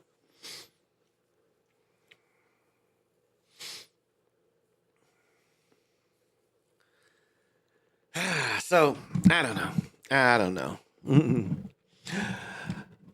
So yeah, so that's the way that, and it's not, you know, what's funny is it's not in that reality where melanated people never are conquered. It's not like the John Travolta movie where melanated people are in charge, and it shows melanated people acting the way Europeans act, and it's nothing like that. I mean, the Europeans stay. They have the technology to keep Europeans out of America for the most part. So the Euro-Asian stays in Euro and Asian. These world wars, it was with them. I mean, they fought each other. We didn't have to fight them. This country was always strong enough. I mean, the technology that Patterson came with and all the people, with the, remember all the technology and all the inventions that melanated people made in America. Imagine, the unclaimed, the claimed patents and the claimed inventions that Europeans was able to prosper us off. And that reality, again, it's these brothers are still smart, and they don't study English. They don't think in English. They think in their natural languages, and they're still able to, create all these things. Because so they were world travelers, and they knew what was going around in the world. Because the one thing you have to understand about technology is, look at the telephone. The telephone was not only trying to be done by Alexander Graham Bell, it was another guy in Germany trying to do the same thing. And Alexander Graham Bell was able to make his work and rush to the patent office and show the patent people that it worked to get his claim in before the German did. Now, again, the radio is clearly patented by Tesla. For some reason in Italy gave him a patent, but when Tesla took him to court, he used all Tesla's blueprints to create his radio. And, when I was still in school, they were still trying to say to this Italian that copied all of Tesla's work. When I was in school, I still saw this outdated untruth. Untruth. In the 60s and 70s, they were still teaching the untruth. Tesla. And because, again, they don't want you to think about Tesla because Tesla was on the radio and how important the radio was. You understand? At one time, radio was it. Before TV, and everybody couldn't afford movies, but you could afford a radio. So radio was the same way as the internet at one point. Same way as, television, commercials, all that. Music. News. It was all that at one point. Well, I've been harping for an hour. If you guys can give me 5 minutes to go pee, I would appreciate it. Let's put this down. I can find him again. Dum diddy dum diddy dum.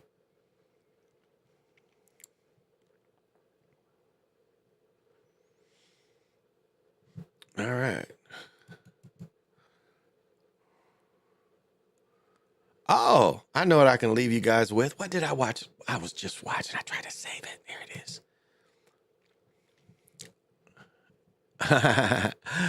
Okay, let's see here. This is a lot, so I don't know. That's a lot. So let's see. Let's go into this.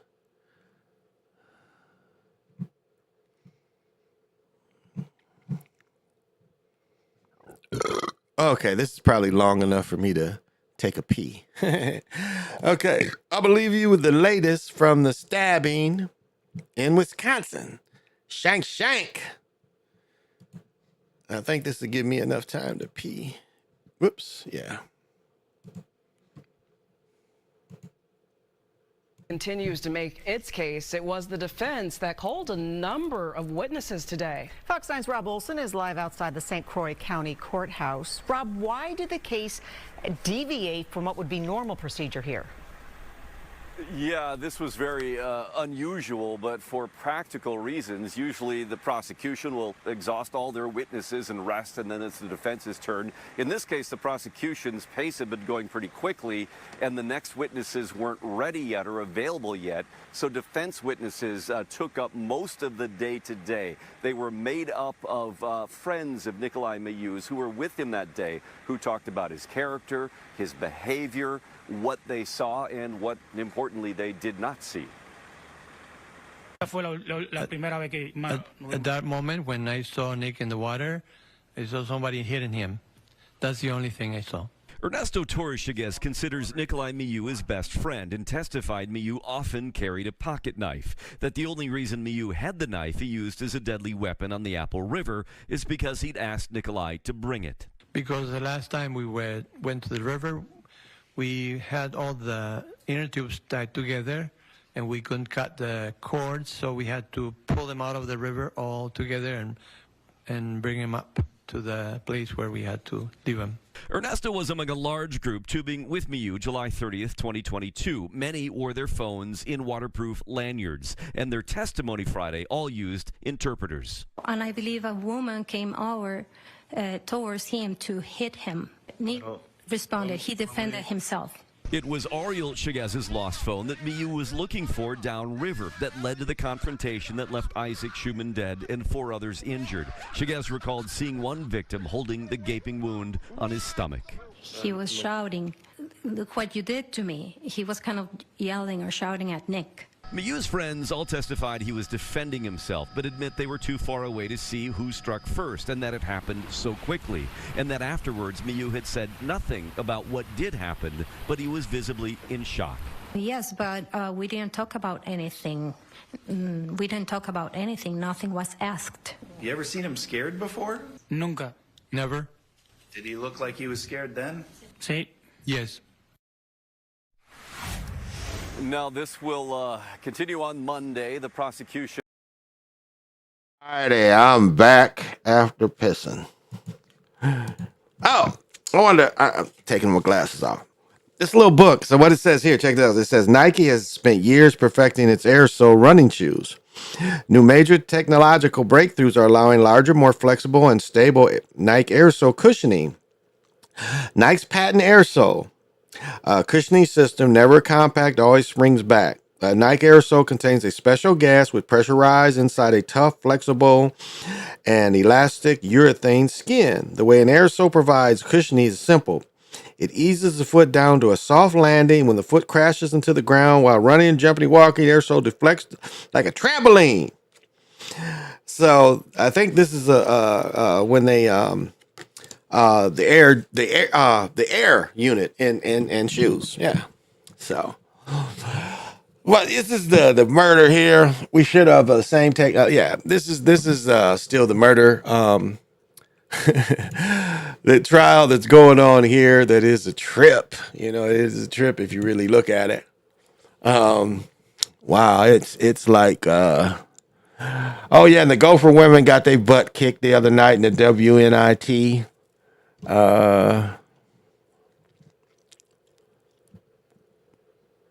This one dude says that says dude defended himself. I don't know. You stabbed 4 people. I don't know if that's defending yourself. You done stabbed 4 mugs. Is that really self-defense? Like the girl ain't even doing nothing. I don't know, y'all. He was defending himself. I wonder how much money they had to pay him to say that. Supposed to rain here tomorrow, so not sure what I'm gonna do. I know my wife has a meeting with one of her nephews. I've been watching.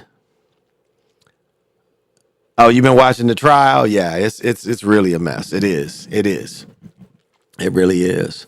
Yeah, it's this one witness says Apple. Let's listen to this dude. Stabbing 4 people is not self-defense. But let's listen to this dude. This is the defense.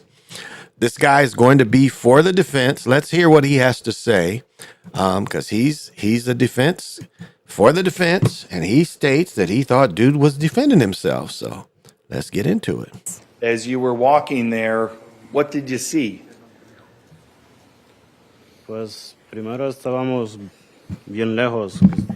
No sé exactamente la distancia, pero estábamos lejos. Well, at first we were very far away. I don't know the distance exactly. Now, this is what's strange about this guy here. This is obviously, a Mexican brother, but this is all fake hair. Like what does he do that he can't speak English, but yet he can buy fake hair? I mean, make sense. This is all fake. Now, I don't know if this is plugs. I'm thinking this might even be plugs the way it's, because remember, a lot of the fake hair be down to the forehead, but plugs they can put further back. So, yeah, this looks like he's got hair plugs. So, like, how did he get hair plugs, but he can't speak English? Because this is all added. I mean, you can see where his hair's bald right in here and right there. But I'm sorry. Okay, let's go. And why has he got this big heavy ass coat on in court? Why would you take that heavy shit off? Exactly, but we were very far away. So, yo empiezo a caminar y iba con mi cerveza en la mano So I started walking. I had my beer on my hand. y que me voy acercando un poquito, veo que And I was getting closer a little bit. alguien estaba, Nick estaba cerca de un grupo de personas. And I saw jóvenes. that Nick was close or near a group of people, young people. Y lo que yo entendía de esa distancia es que le estaban haciendo bromas a él. And what I was able to understand from the distance where I was at is that they were joking or Bullying. bullying him. Alguien le quitó el snorkel y lo tiró río abajo, algo así. Somebody had taken his snorkel and had thrown it down the river, something like that. Es lo que iba viendo yo mientras me iba acercando. That's what I was seeing as I was getting closer. Entonces, yo iba pensando que era solamente un juego para ellos. And so then I was thinking that it was just a game for them. Pero cuando me voy acercando más, But as I got closer, veo que muchas personas le empiezan a golpear. I see that a lot of people, that many people started hitting him. Let me stop you there for a Deje- second. Can you describe when you say they Déjame were detener. hitting them? Was it with their hands, their feet, their knees, fists? Can you just tell me what you saw? Con las manos. With the hands. One person, more than one person? Varias personas, eran muchas personas alrededor. Several people. There were many people around. And when you saw them hit Nick, what happened to Nick? Did he stay standing or did something else happen? Yo que recuerdo que él se cayó al río. I remember that he fell to the river, to the water. What happened? What did you see next after Nick had fallen into the water? Creo que alguien lo estaba como que hundiendo, I echando por abajo. think that somebody was kind of like pushing him down. Pero todavía sigo yo acercándome, pero iba yo prácticamente caminando. But I was still getting closer, but I was basically walking. As you got closer, what did you see next?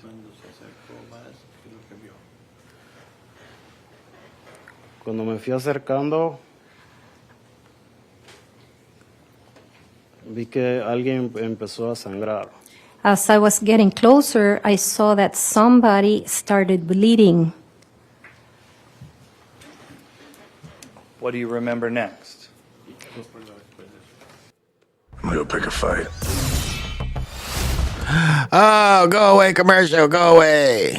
I watched that shit last night. Después vi a Nick, estaba como parado. Yo vengo por acá, él estaba como a mi izquierda. Then I saw, well, Nick was kind of standing up. I was over here. He was to my left. Y creo que vino una mujer hacia él And a I, golpearlo. repita, ¿a golpearlo, dijo? Una mujer vino hacia arriba de él a golpearlo. Oh, and I believe a woman came over towards him to hit him. And he stabbed her. And then what'd you see?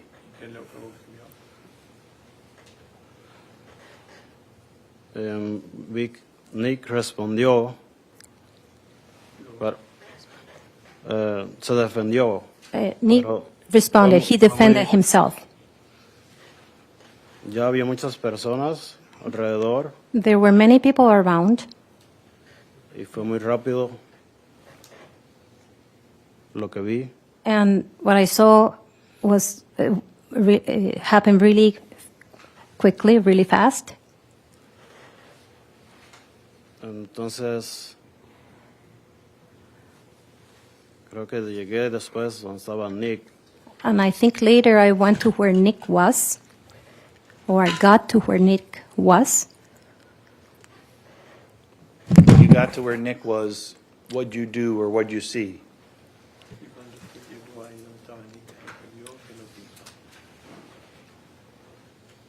Yo solo vi que él estaba, creo que se había levantado. I only saw that he was, I think he had gotten up.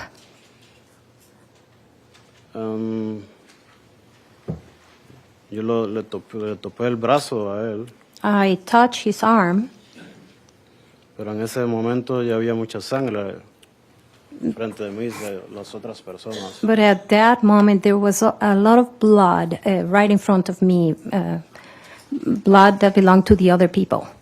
Esto pasó muy rápido, solamente estoy tratando de decir lo que más recuerdo. That happened very quickly. I'm just trying to say what I remember the most.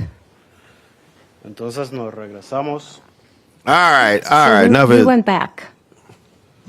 Was it hard for you to make sense of what you were seeing and what was happening? Sí, era muy rápido. Yes, it was very fast. Había muchas personas alrededor y mucho disturbio. There were many people around. There was a big disturbance. Y es un poco difícil asimilar lo que había pasado. And it is a little difficult to assimilate or what had happened or to let it sink in. Are you able now, after some time, to pick out every detail? Or do you just remember what you've said? No, solamente recuerdo eso que estoy diciendo. No, I only remember that, what I am telling you now. Ya ha pasado algún tiempo ya. Because some time already went by. So, cuando caminamos para atrás, So when we walked back, Please wait. Question, please. What happened next? ¿puedo seguir? can I continue? Yes, you may.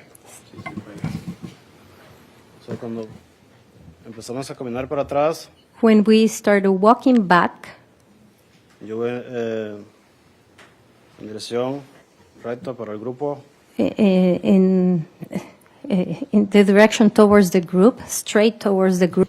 Nick got some black dye in his hair. Group? Because, this is the Shank guy right here. Makes me wonder, can he speak English? Because the two witnesses don't speak English, we saw. Yo voy a mi izquierda y Nick va a la derecha. I was on the left side, Nick was on the right side. En ese momento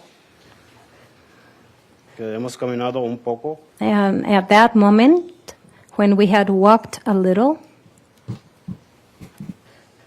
veo yo que sale de la otra orilla del río el joven con la herida en el estómago. I see that on the other side of the river was the young man with the injury to his stomach.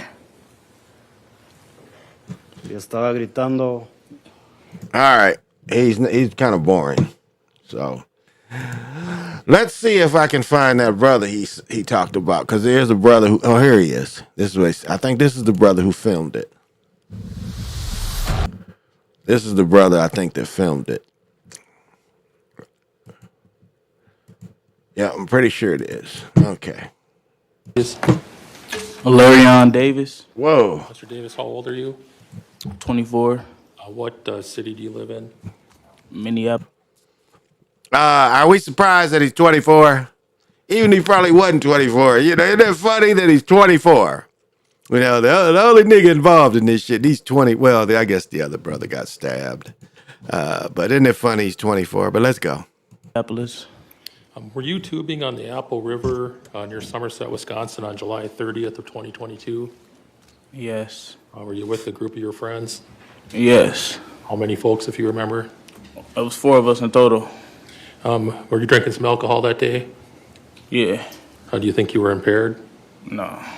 At some point, did your group have contact with a group of teenagers having a confrontation with an older male? Yes. Do you remember what time that was? I don't remember the specific time, but it was during the day while we was on the river. All right, and your group of folks, do you remember how many tubes you had? We had like 4 strung together. All right, I'm going to show you, we have a video from parts of the river. I'm going to show you a still frame from that video. It's number 2670.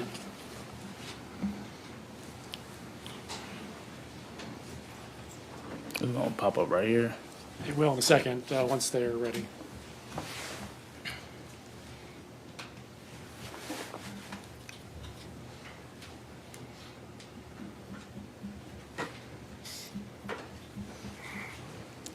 Come on, show the bullshit. You still 2670 from our video. Do you see yourself in that still frame? Yeah, right there with my hand up. All right, is that you standing up? Yeah. Blue shorts? Yeah. Is that your group? Yes. In the foreground, you see a gentleman who's splashing down into the water. Yes. In this particular still frame, is your back to the person going in the water? Yes. All right. What are you holding up in your hand? My phone. Were you taking a picture or something? Yeah, I was recording a video. Of yourself? Yeah. At some point when you were recording that video, did you realize something was going on behind you? Yeah, when I was recording the video, and I was showing the whole, like when I was recording my video, I was showing my whole view, and that's how I noticed what was going on in the background. All right. Did eventually you turn around and start actually recording what was happening? Yes. Do you remember when you first started recording, how many seconds or minutes was it after that picture where you're doing the selfie? I say it was like right after that, because I was on Snapchat, so I saved that video and then I tried to take another video. All right.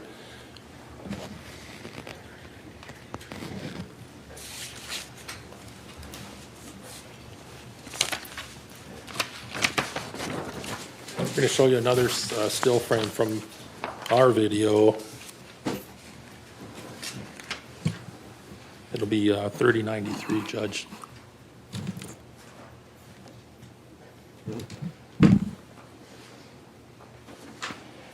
you go. You motherfuckers is too slow. What are you doing in this particular frame? I'm recording the incident. All right.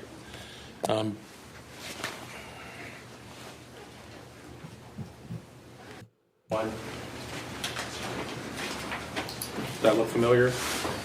Yes. Is that the flash drive you watched earlier today? Yes. Are those your initials on there?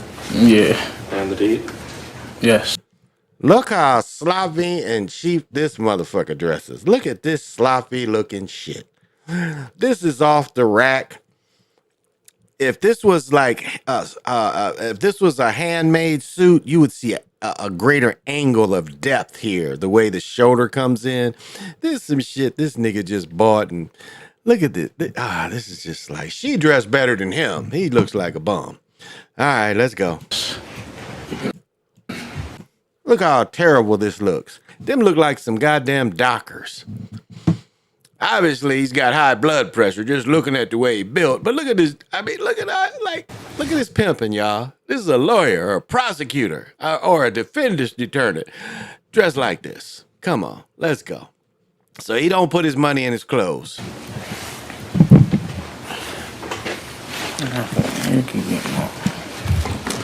And I guess before we play it, I'll ask you a few more questions. At some point, after you were finished recording, and we'll get to that part, did you tell law enforcement that you had a video of the incident? Yeah. And did you try to transfer that to a law enforcement officer? Yes.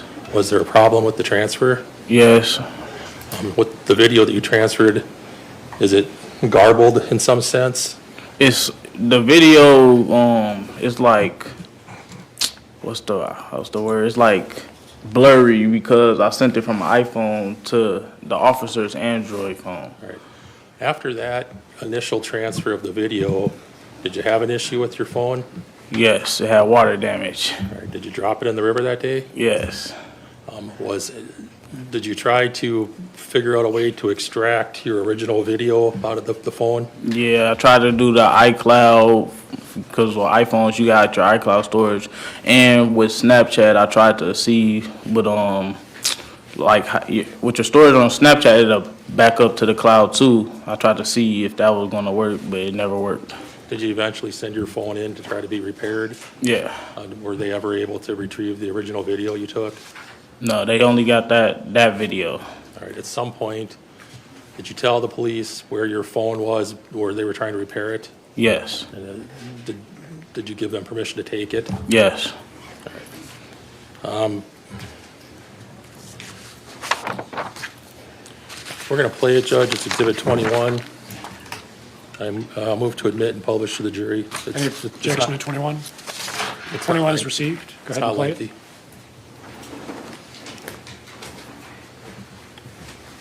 What he used the term. What was the term? I want to hear this term he used. We're going to play it, Judge. It's Exhibit 21. I move to admit and publish to the jury. Move to admit and publish. Did you catch that?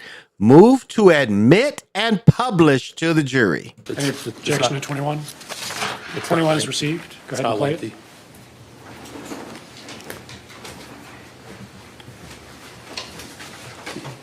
Wait till they give us the cue.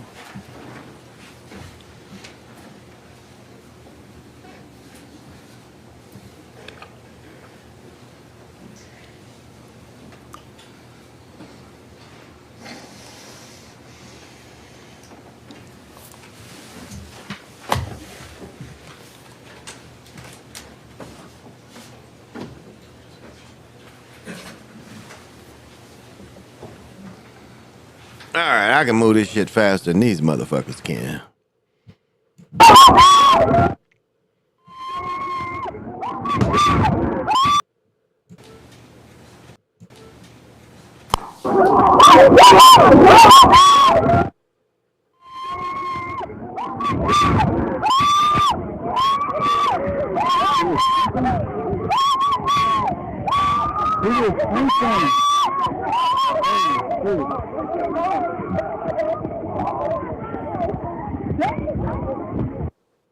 Here's one thing you need to do before you buy anything. Boo, commercials. Don't spend another dime on Amazon. Yeah. Yes.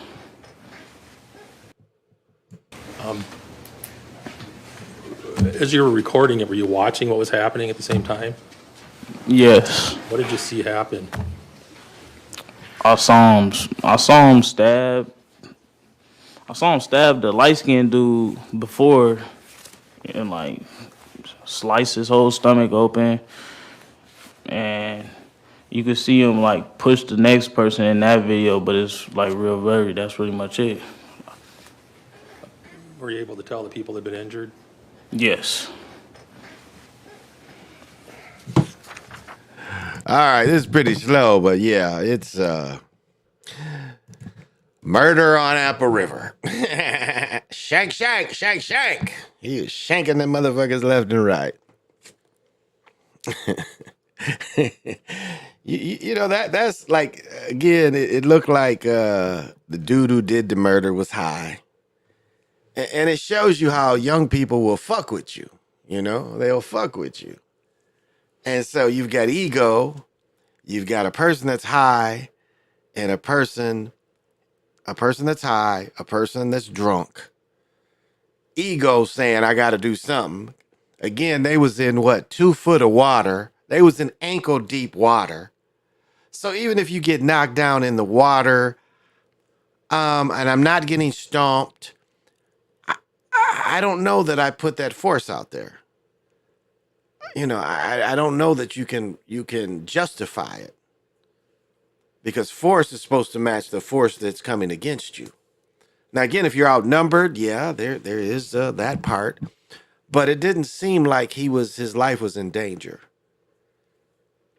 And I think what we've heard from the recordings, it wasn't even his knife. Somebody dropped the knife and he picked it up. I think is what we heard in the recordings. So I don't know, y'all. I don't know, but I've been told.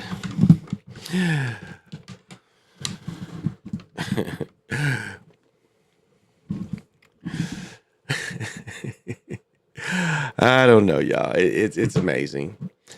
But that's murder on the Mississippi. No, it wasn't. Did you walk? You can't tube on the Mississippi. You can't tube on the Mississippi. But it's debauchery. I guess that's what I could put it under. It's debauchery news. And that's funny that debauchery has come here. That debauchery, so close. I want to say, about Bronny James going pro. They showed you in the Gatorade commercial what was going to happen. But the Gatorade, if you remember the Gatorade commercial, the way it went was Bronny was high school All-American, goes to Duke, loses the championship on Bronny's shot. Then the next year, Bronny's playing with LeBron, and they win the chip. That's how the commercial went. He loses the championship in college, then he wins the chip in the NBA with his daddy. I think he deserves the opportunity. I think we have to, remember, for those of you who are old enough to remember how Hank Gathers died, I wonder if Bronny has a similar situation. And Hank Gathers didn't like taking the medicine. So that's why he died during the game. He didn't take the medicine because he said the medicine made him feel funny. But it seemed like the medicine would have saved his life if Hank Gathers would have kept taking it. But he didn't take it. And from what my research showed, he didn't tell the coaches that he quit taking his meds, and he didn't tell the doctors. So,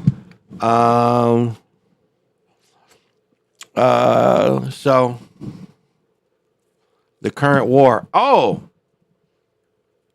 the movie, The Current War. Where do I find that at? You got to tell me where I find it. But I did go, I'm going to tell you, I went to see,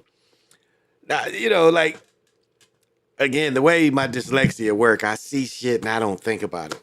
So I read where we're going to the theater, and I see Godzilla is in the IMAX. You have the modified sound and the modified picture.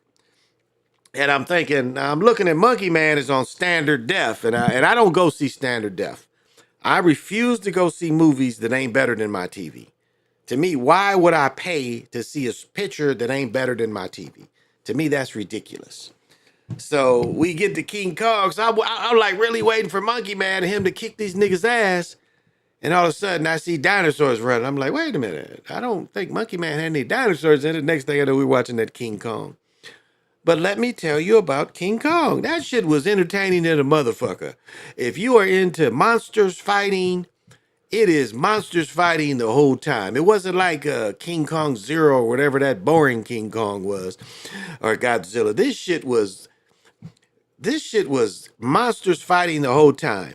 Now, the spoiler of the movie was when King Kong, he eats a power plant and he gets a bunch of radiation.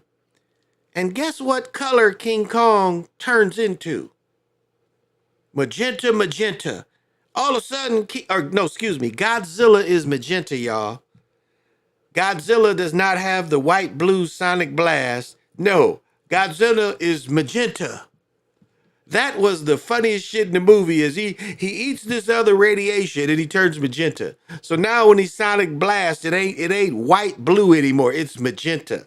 So that's kind of funny. But the action is outstanding. The CGI is outstanding. The screenplay of fighting is good. So that's all I want from a monster movie. Make the monsters fight. So I loved King Kong. I was high in the motherfucking that bitch, and they give you a quart. They give you could get at a time, you can get a quart of beer at a time. And this is beer on tap. So you know what I say when you go to movies? have vision. Got to Yes, you got to have what? have vision.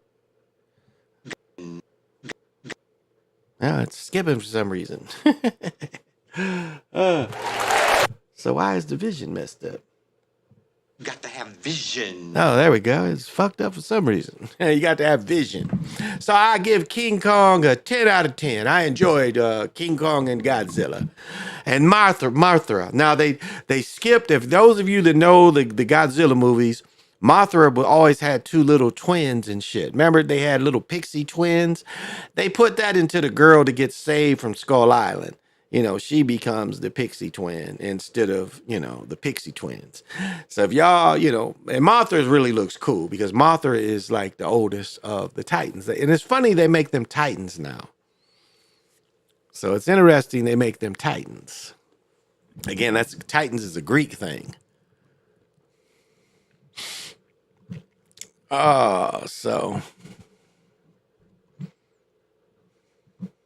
Oh, I think this is something different. All right, let's this might be all right. This might okay. Let's catch this. This is another testify. Okay, let's catch this. University. What kind of activities are you involved in at St. John's? I'm a member of the football team and the wrestling team, and I study global business. That's your major field? Yeah. Are you familiar with the person named Isaac Schumann? Yeah. How did you know Isaac? Isaac's one of my best friends. How long did you know him? Since middle school. Were you with Isaac the day that he was killed? Yes, I was. Were you with the group of boys that were with Isaac on the Apple River on July 30th of 2022? Yes, I was. Back on July 30th of 2022, how old were you? I was 17 years old. Had you finished high school at that point? No, I haven't started my senior year yet. Was it the summer before your senior year? Yeah. That's my understanding. Folks all rode over with Alex Bank to the river. Yes, sir. You ran to use the river edge. Yes. Yeah, sorry. Did you get on the river? Say it again. Did you get on the river after you running the two? Yes, sir. You folks drinking alcohol? Yes, sir. What kind of alcohol did you have? I had a few beers. Do you remember how many? Probably like 3 or 4. Were you drinking any hard liquor at all? Not that I recall. Did you use any other substances? Yes. What kind of substances? We smoked some marijuana. Did Isaac Schumann smoke any marijuana? No, he did not. We've heard from other witnesses that your tubes are all connected together. Do you remember that? Yes, sir. At some point, we'll strike that. Did you end up taking some video recordings of some things that happened on the river that day? Yes, I did. How did you take those recordings? My cell phone. Did you specifically record interactions that your group had with Nikolai Mew, the defendant? Yes, I did. Are those recordings in 2 separate segments? Yeah. One short, one long? Yes, sir.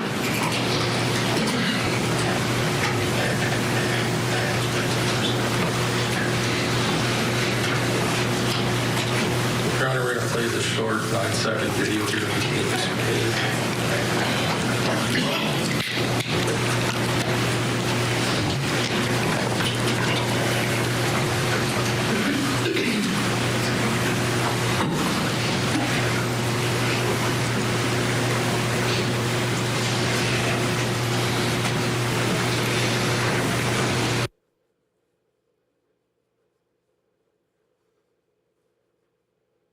Damn, these are some retarded ass people with their video.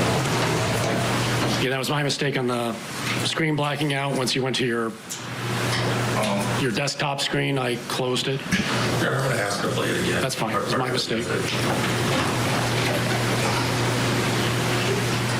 Grown man trying to have sex with little girls. What the?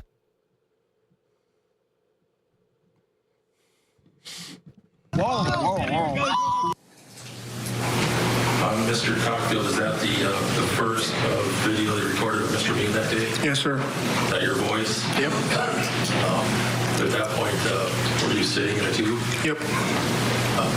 Why did you start recording this? Because he was just kind of looking suspicious from what I was seeing. All right, was he, you saw in the video that he was standing a ways away from your group? Mm-hmm. Is that yes? Yeah. Had he been closer at some point when you started video recording? Not during that recording, no. Right. Like the first one. Okay. Did you hear yourself say he's a raper? Yeah. What was that all about? He had said like a weird comment. That's kind of why I started recording in the first place. Like, because he was having his snorkel, and it was like 2 feet deep water. So like, what are you doing? And then he just said like a weird comment, something about like some little girls. And then, did you have any girls with you in your group? No, I did not have any girls in my group. Did you see any other girls on the river near where you were? Yeah, there were some girls on the river.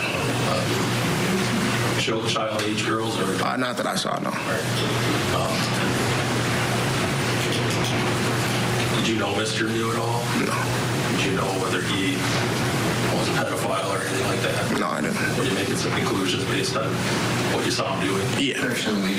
Sustained.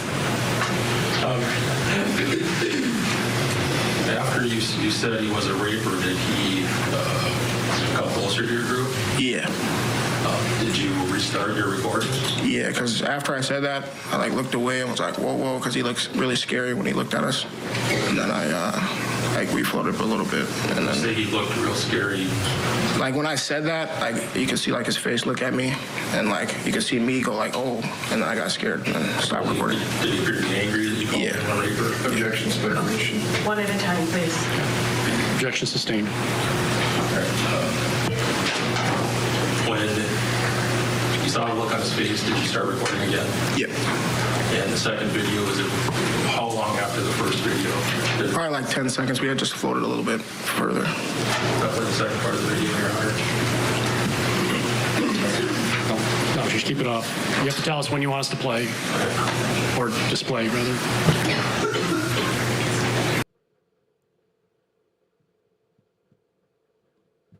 I ain't playing shit.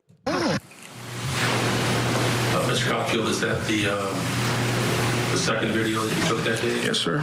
Is that your leg in the screen? Yeah, it is.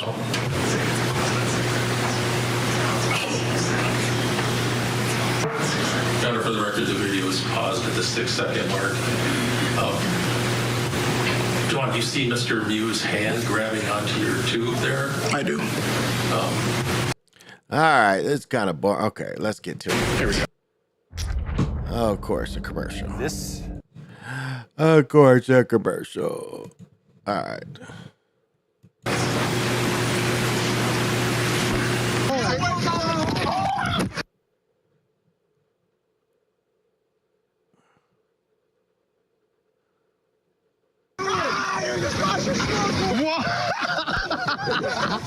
Get away from us! What? What's going on with y'all homie? He's on camera. Guys, let's tripping. He's on 4K. Yo, them new iPhones got that good quality. What did he say?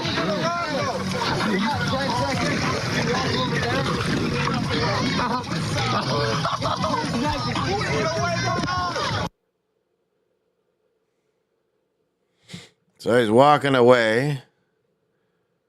Okay. Little girl! You're looking for little girl? Yeah! That's exactly what he said. Weirding us out. I even have that part on camera. Did I? Some young ass kid. What the hell is this guy's problem, bro? We trying to have fun. So it's a knife in his pocket. You can't really tell. He's in a baby. Weirdo on this whole thing.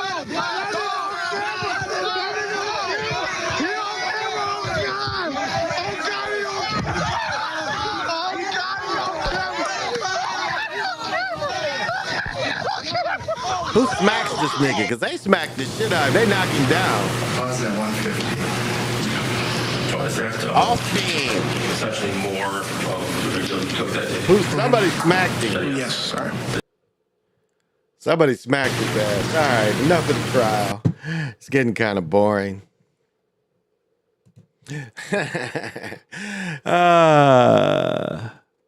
Yeah, I thought it was Water Walking Z's. I thought it was a good movie. A lot about the things you were talking about when electricity first got started. Oh, okay. Oh, okay. The current war. Okay.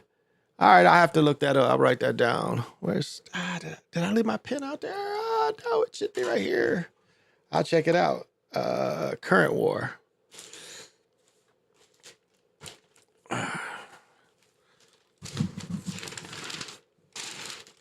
I would check it out. I still want to see Monkey Man, but if Monkey Man is on standard, I can't. Oh, I ain't gonna go to the movie to see it. Okay, Current War, isn't that what it was? Yeah, current.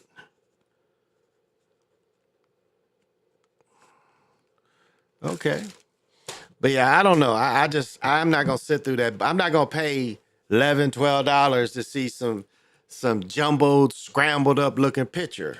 And I can wait till it come on, and I can look at it the way the movie's supposed to make it look at. Because if you watching standard def at the movies, you robbing yourself. Because it's worth paying more to see a better enhanced sound, better enhanced picture. Because the standard ain't no better than your TVs. Most people, if you got a good TV, your TV better than the shit at the movies, and that's the reality. It's like now I don't even want to watch old movies. I just want to watch the movies for the past year or two that had that automatically go into movie mode or whatever it's called, where I have to adjust it because I can't watch movies and sports. The sports has to be on dynamic mode, but the new movies come with automatically directors or whatever the fuck it's called. They sound better. The picture's about, just as good as the other pictures, but a movie is different than watching sports. Because what a good TV is giving you the blacks. That's what you got to understand. It's giving you the deep depth of the blacks. I want to check something out. Let me see if it did it. Let me see. Let's see. Would it be here? Maybe. Let's see. Oh, gave me that. Okay, that. It gave me a little bit. Let's see how far to get. Let me get.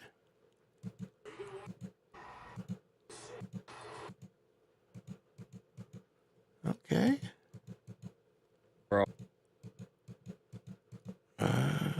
Okay, I think that's the end. All right, I need to go back. How do I go back from this? Don't really want to be out of it. Oh, no, I didn't want that either. Didn't want that. Okay. Oh, maybe it gave me more. No, that's it. Okay, how do I get out of this? Oh.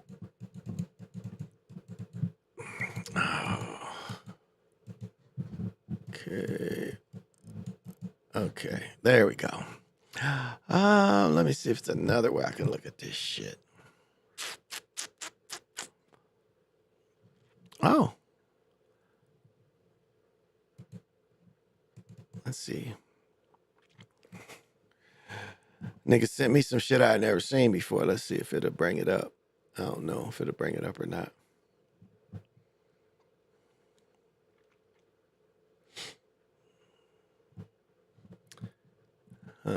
That's not working. Let's see.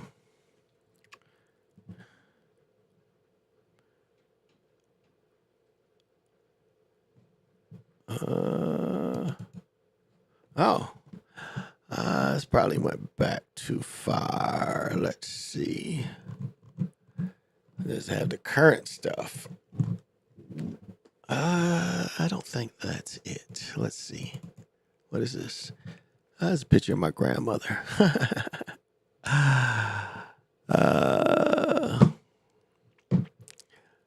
Yeah, it's a picture of my grandmother and our family reunion. That ain't it.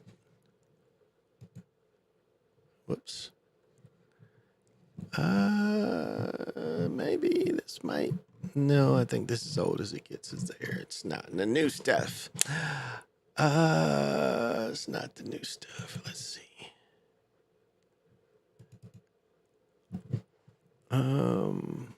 Oh, maybe.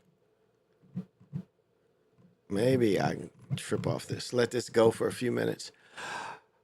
How's everybody? How's the weather where everybody is? It was mild, sunny here, but mild. It's 43 degrees. I got the window open. I got a fan blowing on me, so I mean it's nice. The weather's beautiful.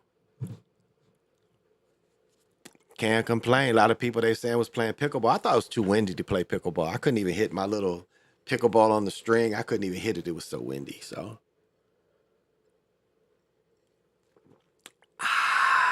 I don't know.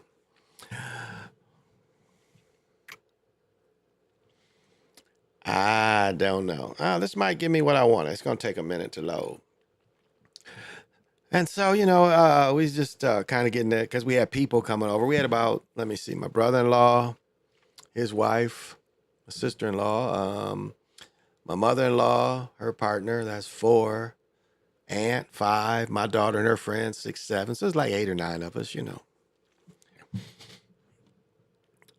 Oh, this might give me, yes, I can show some of this. See that? Yeah, I can show some of this. I got 8 million stories, y'all. Okay, I need just to go a little further. But let me see if I can show this shit here. This is some weird shit.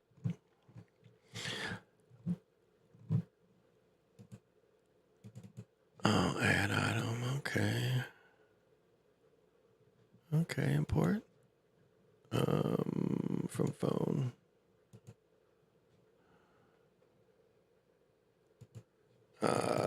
It's not letting me show them. It's here. Add pictures. Oh, okay. So that's how it wants me to add these. Okay, I've got to add them first. I see. I want to see if I can. Why do they fail? Can only do one at a time? Maybe. Huh. It's not going to give me what I want. Oh, well. I'll work on this.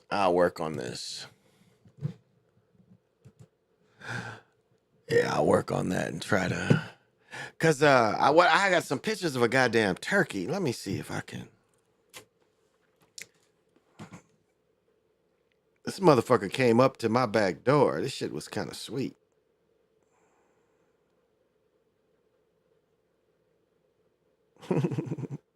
Super disliked.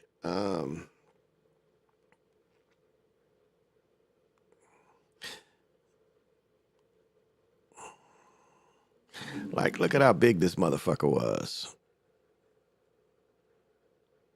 That is a live wild turkey. That's how close it came to the crib.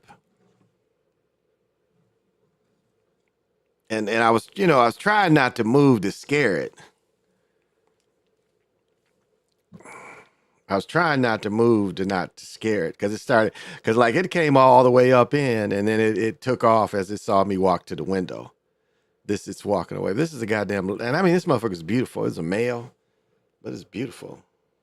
What? And this is him going a little further away from me.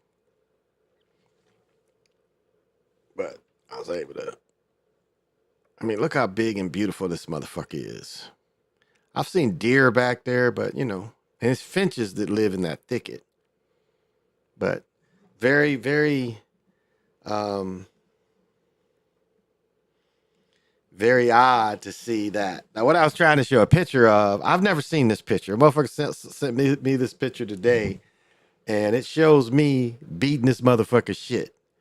Like this, I've never seen this picture. I was sent this picture today, and this is me blocking some muddy shit.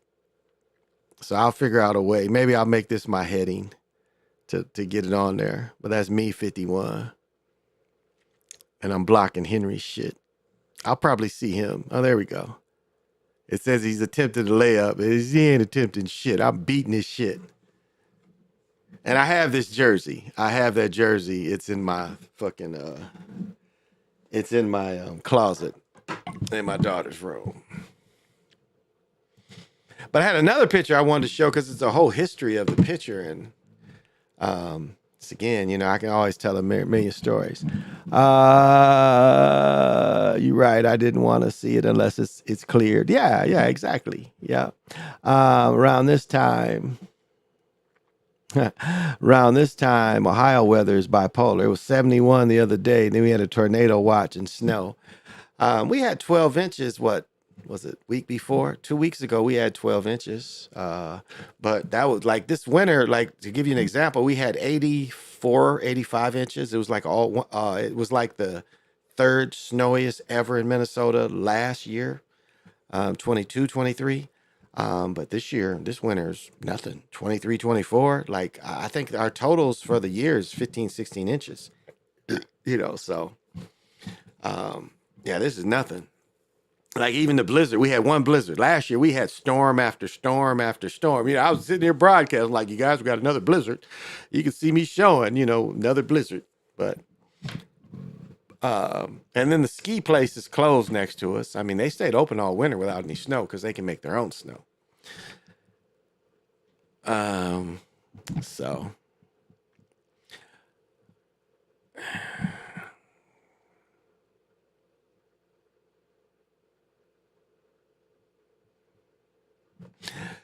So yeah, I mean, this winter, like I just put all my boots up. I put my 6 rings up. I put the 11, whatever, the 6 rings, the other ones. I put all my boots up. So I'm just wearing sneakers unless it rains. If it rains, I wear older pair of sneakers. Maybe I'll get the boots back out if it rains. I don't know. We'll see. Because it's supposed to rain tomorrow. So we're supposed to have rain tomorrow and then mild again on Monday for the national championship.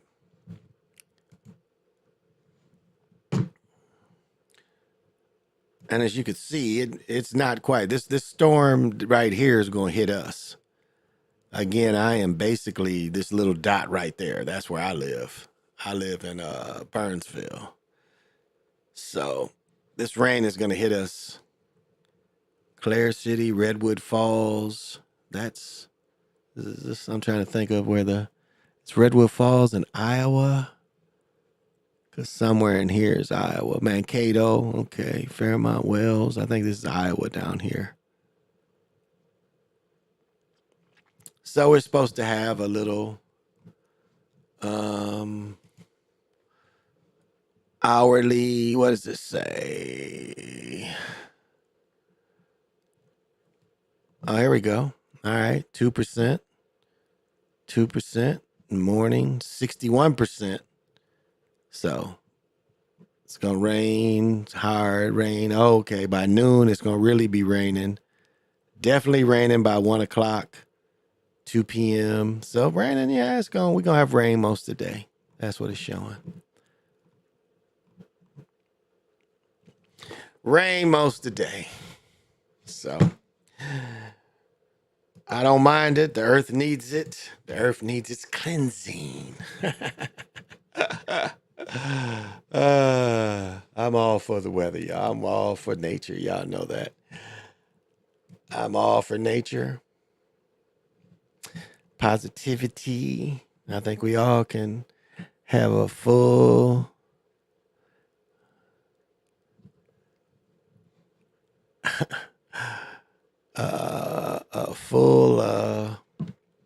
a full day of just positivity. It's not, even though you might face things that aren't positive, you can still, live your life as being positive. So nothing wrong with that.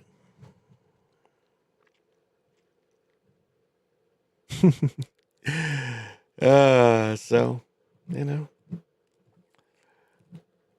That's how long I've been going. Okay, I wasn't gonna go too long tonight. I'm not coming on tomorrow because it's just a women's game. I'll break everything. I'll break everything down Monday night. So I'll be back on Monday night.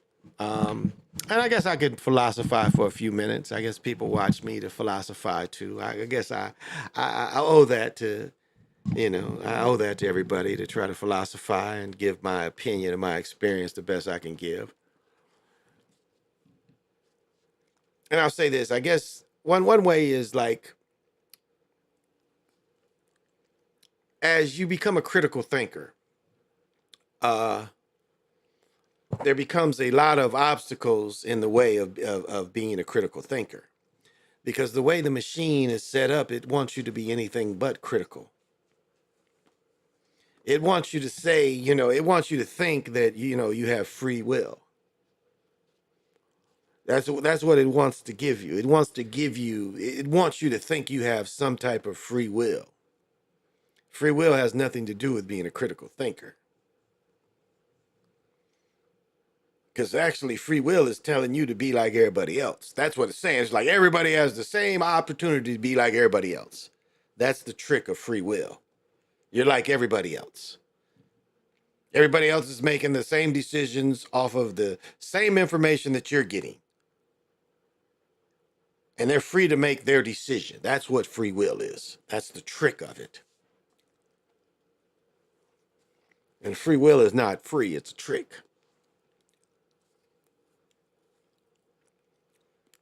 Because again, it's word and thought.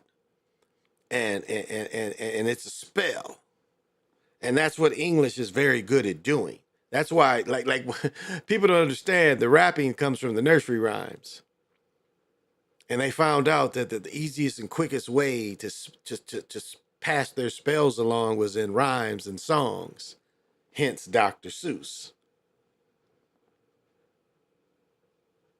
They like this rhyming of their spells.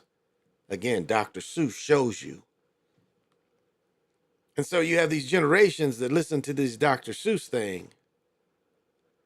And then you see rap come in the 80s.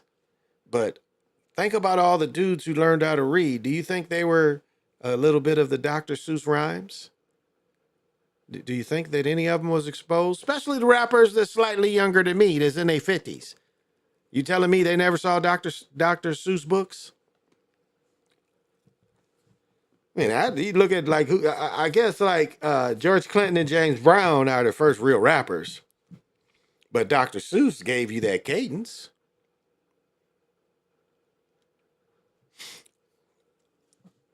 Cat in the Hat. Thing 1 and Thing 2. I do not like green eggs and ham. I do not like green eggs and ham, Sam I am. So how many rappers grew up listening to that kind of shit? So you don't think they wanted that? Because it put out a different kind of spell. And they hated self-destruction. They hated that. They hated they really hated the conscious kind of rap, a conscious kind of hip hop. That's why they went out to them people that didn't seem like they was as conscious out west, huh? They was just thirsty to be famous. Found a different way. The debauchery of putting down your people. And the murder music.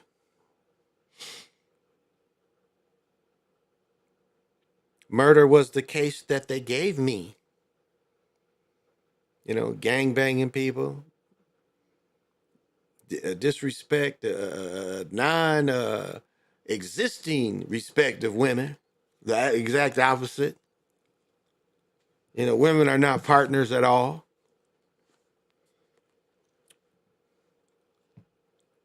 Not to look at a woman as a partner.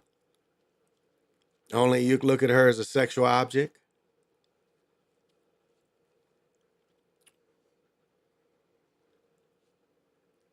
And this was, when they discussed rap, they discussed that you could see the minutes of a meeting they made. And then when they said what they wanted to do with this, get rid of this positive kind of message and put in the negative messages. And again, we can look at the negative messages in the Pipeway to Prison as, the music had definitely had a part in say in the prison and putting people into prison. Because the music is that is see, what you have to understand is there's vibrations that can go in you. And if you wake up and just you're hearing this music that says hate your people. Not hate the people that oppressed you for all these years. Hate the people that live in 2 blocks away. And again, people don't understand that the FBI, RV intelligence all had a hand in helping this. Because you can tell when the Army has a hand in killing. When you see mass killing like we saw in LA and across the country, we know the military got their hand in it. Because people just in general just really didn't kill themselves like we saw the start of the Army intelligence type of killing. Again, leaving guns exposed. Read my man's paper, the Kill the Messenger. Read his book. Look at the movie, and part of what his book tells you is his report tells you is a truckload of guns left in South Central. Took them about a month to somebody finally broke into it. They talk about the same guns being left in the train tracks in LA is the same way they was in Chicago. Because this is what the military would do to the Allies. They'd leave guns and shit in Europe so the Allies could have access to them. The French resistance and shit. So you see, they did real life experience to us and caused war on us. And again, Nixon caused war on melanated people. The war on drugs was the war on melanated people. That really only ended not that long ago. Highlighted in the 90s when Nixon was long gone. What he put in motion, Clinton really put boot to ass.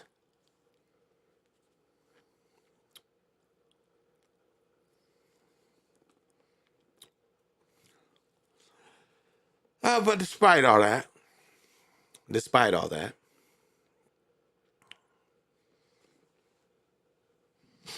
we are like antennas and we can adjust to the vibration, the sounds, and even the colors. There's a color actually for every day. When I do my Mayan cards, the Mayans have a color for every day. 1320, it's a color for every day. Or even if it goes to the, 21 day, it's a color for every day. So those colors add power. It's supposed to give you, every day, this color is supposed to give you some motivation. Because there's a lot of different cheat codes like that.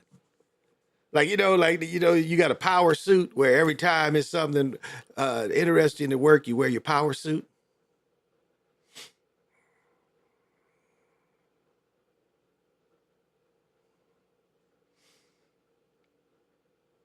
And so that's a real thing. And I say over and over again, you want to be a Super Saiyan. Whatever you want to do, you got to be a Super Saiyan doing it. That's the energy when you leave your house. And you can have, again, your energy can be love or above. Your energy can really be that. It's like you're a Super Saiyan, but the way you look at life and the way to be a lucid liver, to lucid live, is you are the watcher. You are watching the movie as it develops around you. And that's, when I talk about Mayat and have no emotion, that is a lot of how you got to look at the way things play out in front of you. That's what mastering Mayat means, is you let it play out. And how it initially plays out, you can have no feeling the way it plays out. And when the dude talks about lucid living, loving life, because it is life, like the Gnostics say, and you become the viewer of life, while at the same time experiencing it. But it's almost like you can take things from 2 different vantage points. You can be the one doing the things, but yet it's a part of you that can watch it all play out in front of you as you are doing it, being an actor in it. But when you have those 2 different views, again, that's why Mayat plays in and no emotion. Because that's what they tell you. The ultimate to be, a priest over there is, look at things with no emotion. Also, you had to be able to levitate as well. And it's like even getting into Simon Magnus. When he talks about the divine fire, the mother with the divine mother, and the divine mother is the start of the divine fire. And when you see Superman and later we see Neo bend down, that's a copy of Simon Magnus. Of Simon would bend down. Simon would go on one knee and bend down and say something to the earth, and then he could just take off and fly. And he's the only reported human that could fly. The only reported human that can fly was Simon Magnus, Simon the magician. And then they tell a lie about him and Peter. We know Peter never existed. He was a person that didn't exist. They try to tell a story that Peter could fly. If Peter could fly, they had to, again, remember, they tried to say this, that Simon Magnus tried to buy his way in. That's what they try to tell you.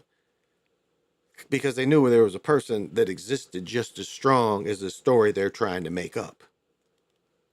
There was a man living everything they're trying to make up. And to me, that's the strongest power of any person ever had. Way stronger than what Jesus is talking about. This man had it, being able to tap into what makes the birds move around. And it didn't seem like he did it for any riches. He was a regular dude, married and all that. He would fly off to places to help, try to help and solve problems. As a magician, he would try to solve problems. But it's very, very little about him. But to me, I would rather have that power than the Jesus shit. And there's nothing wrong with what Jesus really was. He wanted to heal, the healers. If you get to, what good comes out of it, motherfuckers like, I got the power to heal. You can pass me the power to heal. Let's go heal. That's very noble. I don't knock that part. That's a noble kind of thing.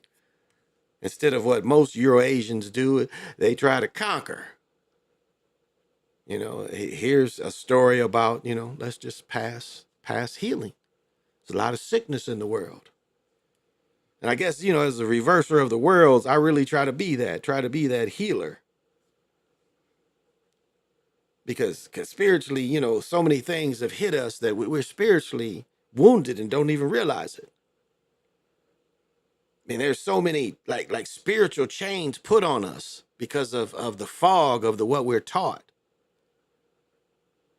So, hey, Bishop Magbone, what's happening?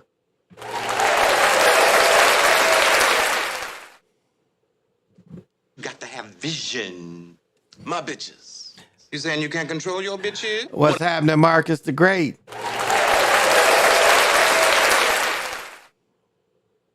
Got to have vision. Simon Magnus, the Bible is also known as Simon Bar Jesus, meaning the son of Jesus. Well, I mean, it's the balance of mental and emotional leads to oneness. They called not rapping rappers Dr. Seuss. They called not rapping rappers Dr. Seuss. That's funny. The only one you need to conquer is oneself. They're very well put.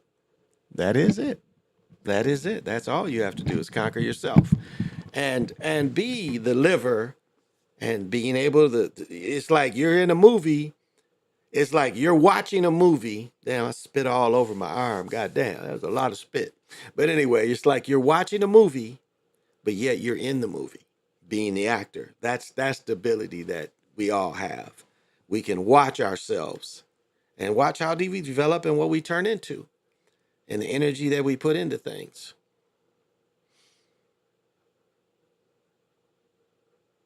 The energy that we put into things, and that's it.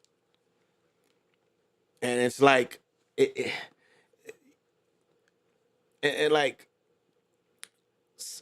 I don't even know. Like some people say, okay, you're saying be emotionless. What about love? Love is natural. Love is universal. I mean, you can love without being emotionally attached to something. You can love just to breathe. So the love is always there. And that's part of lucid living is loving that you're alive and loving that you can view this experience from two different viewpoints. That's what love is. And that's how, you get into the lucid living. This is so funny. Oh my goodness. And let me tell you, remember the Bible, especially the last part of the Bible where they talk about the wars in the Middle East, the four horsemen. I mean, this shit was written in the 1800s and slapped on. Because remember, what they did is they slapped on these other stories from the Torah. And that goes back into, the Nicene Conference. It's funny, like you talk to some Jehovah Witnesses, they what is Artemis? Is it Artemis? Atomus? Is that maybe that's how he pronounce his name? Because I broke down a Seventh-day Adventist a long time ago. Because when they met in Nicaea, it was Atomus, I think it was his name. And what the Gnostics said is basically what the truth was. That there was no real person. There was no real person named this. This is an idea. This is a metaphor. And then you had the other people that looking at a way to control people. Say, yes, we had to have a real person. It's a way we can control people. I mean, read about, one thing the book about Isabella tells you is the early building of the Catholic Church. Even the book I did, God Bankers, he tells you the early building, how they got their bread. I mean, when priests joined the Catholic Church, they gave up all their properties. And that's why, other than Queen Elizabeth's family, the king's family, the Catholic Church was one of the biggest landholders in the world. I mean, they ran a scam for hundreds of years of prayers, penance. They called it Peter's penance. I mean, this was a scam. You're supposed to get fortune for prayers from the church. I mean, it was a scam that they did. They was charging for this. This is how much a scam of the religion is. They were charging, supposedly you're going to get these good benefits in abundance because these weirdos at the church, and we know what the church is full of. That's why I thought it was, Christmas time, even just watching Easter, watching children sing around all these men. And I'm like, you weirdos ain't learned your lesson yet. Because the number one the number one thing the Spanish took from America was women and children, and the Eurasian never stopped that. The Eurasian never stopped stealing the women and children from America, and it still goes on today. So, the word of God is the truth that's within you. It's hard to believe that the Bible is the word of God since it's been translated. Oh yeah. It's been a lot of different interpretations. Again, so it's I think one thing that got Reggie White killed. Reggie White went over there and started learning Greek, and he started reading the original Greek words. And again, the original Greek comes from that's where the problem with these goat lovers. With the goat lovers, the biggest problem they have is their earliest writings is in Greek. So they can't deny that they was taught to read and write by the Greeks. So all these people that want to say they come from these tribes, and really, like, if you do a real study if you want to do a true study, it's the Maccabees. These was the murderous Jews in history, was the Maccabees. So study their history. Study the Maccabees and how bloodthirsty they were. And how these same people that had no written record was taught by the Greeks to have written records. They were taught. So they invented stories to show that they were just as good as the Greek. And then they made a story to make fun of the debauchery that the Greeks did. Because again, Greek comes with sodomy. Right now, if you go to a prostitute and say, do you Greek, you're asking her, can I sodomize you? Or if you find a guy from Brokeback Mountain and, you guys speak the same Brokeback language, you kind of have that understanding that some people like to be sodomized. I know women that like to be sodomized. The Greek is a bastard version of the Kemetic Egyptian hieroglyphic. Yeah. Well, I mean, you got to look at it's got a little bit of intrusions is in that language too. Because we know the Etruscans were probably some of the earlier 19 years old. Earlier Greeks. and the fact that, you know, the fear of a black planet. There's melanated people everywhere. And that's one thing that they want to hide. They want to hide.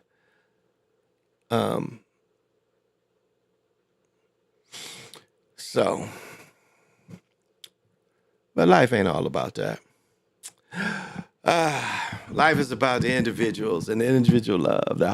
I'm hollering them Greeks, oh yeah. Well, I mean, look at Sodom and Gomorrah. I mean, it's a crazy story. It's like 3 angels come to town and the whole town goes crazy because the whole town has not had those asses. And it's like the angels go in the dude's store and the people is going crazy because every ass they gotta have.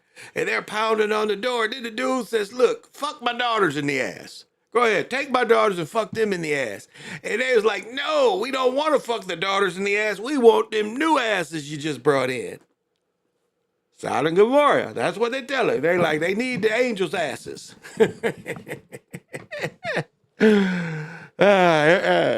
We need those angel asses. We want those other asses, not those, you know, we don't want those young girls' asses. We want their asses. God damn. Oh. Everybody, come and go with me. Come and go with me. I know a place. It has no despair. Oh, I want to understand. What the article of spoilers?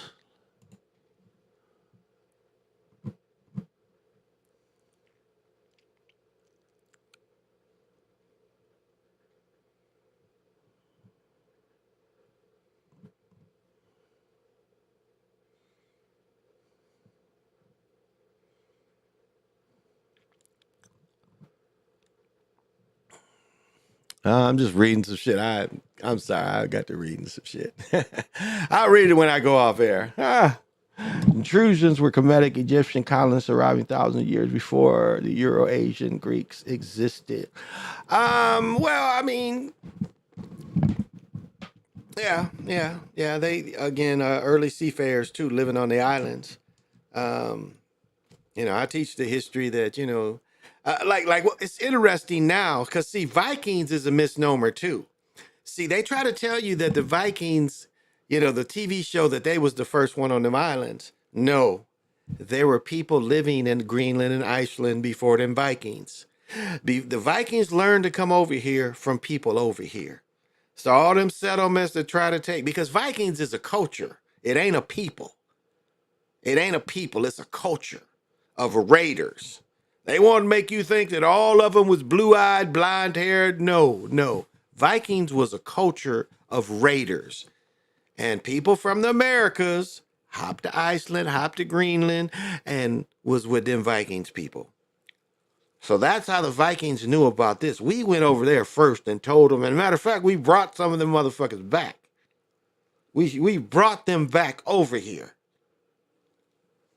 So that's where the Vikings come from. They ain't just one people, Nordic people. That ain't what it means. It's a culture of raiders. That there was a lot of Americans that had their hand in that culture. But see, they don't want to tell you that. They just want to tell you all of them just blue-eyed, and I know nothing was on Iceland. That they just, you know, Leif Erikson just was able to make it to another country. Fuck, that's not true. And they know it's not true. We was fucking with them people. They like, where y'all come from? We come from over there. Well, where's over there? Yeah, that's what we know. We came from over there. There was always world travelers. The shit that, you know, the shit was undiscovered and they didn't know what this was. That's bullshit. That's really, you get into fake history. That's really fake history. That they didn't know what was over here. People, this is the most ancient part of the world. So, of course, they knew about this part of the world. The technology wasn't there. That's why they didn't go to the mainland at first. If they would have, if Columbus would have went to the mainland, the technology wasn't there to conquer yet. And I don't even know if I believe that Cortez story. It just doesn't sound believable. As I said before, Cortez was not Cortez, but in 1570 they had him beat. They had all the Europeans about to be wiped off the continent. And all of a sudden, 30,000 Indians appear out of nowhere. This sounds like some manipulation from the future. To have this many allies, just a 30,000 army out there, that these Europeans was able to get allies, and they was about to lose it all. And the things that saved them is more Indians fighting other Indians. This is the real history. So that story we know is a lie. I mean, check this out. There's a story that they sent 500 conquistadors, again, where the Toltecs, Zotecs was, and they fucked them up. They killed all 500 of them. Matter of fact, they had them imprisoned for over 10 years. They had a place where they imprisoned all these motherfuckers. Then they tell you they send 200, 10 years later, they send 200 people, and 200 people was able to beat them. Now, how does that make sense? If they was able to defeat a larger Spanish force and enslave them, how do you send a smaller force and the smaller force win? So there's history manipulation there. There's probably a lot of made up shit, which it appears. That's the only thing I agree on is the Tartarians. Is a lot of European shit, a lot of Euro-Asian shit is made up. Even their dealings here appears to be made up. And so it's you finding out what's really factual. That's the part. It's like, we know they lying. We know our ties to this country is strong and our blood runs deep in this country. And that's our connection. That's our connection to nature. That's our connection to things. So no matter what these fake stories are, we have to live today. And we have to know that this is if you're melanated, then we are tied to the land. So, in the movie Sinbad and the Eyes of the Tiger shows that America is the most ancient land of this planet. In the movie America called Lumaria. Well, that gets into Mu. I mean, Lemuria, specifically Lemuria is a part of them. Lemuria that still exists is the Black Hills.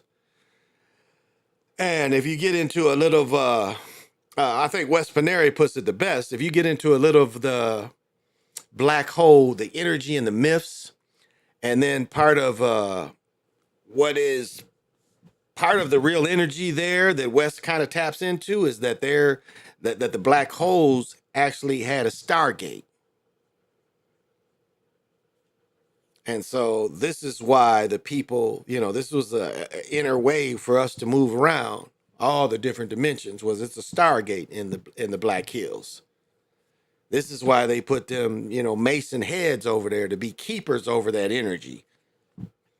But the Black Hills actually appears to be a Stargate. And then, we had a period where it was from, pretty much from the Black Hills going west, where we did have a period where what is called Lemuria is everything being able to communicate with everybody. And there was no language. There was no language. There was no speaking. Everything was, thought, communicated. Everything commuted with everything. You go out of the house, the grass has consciousness. The bugs have consciousness. Everything around you has consciousness, and you're able to tap into it. What's the movie called? Where they have that big tree and stuff. But remember how they could tap into the mother tree?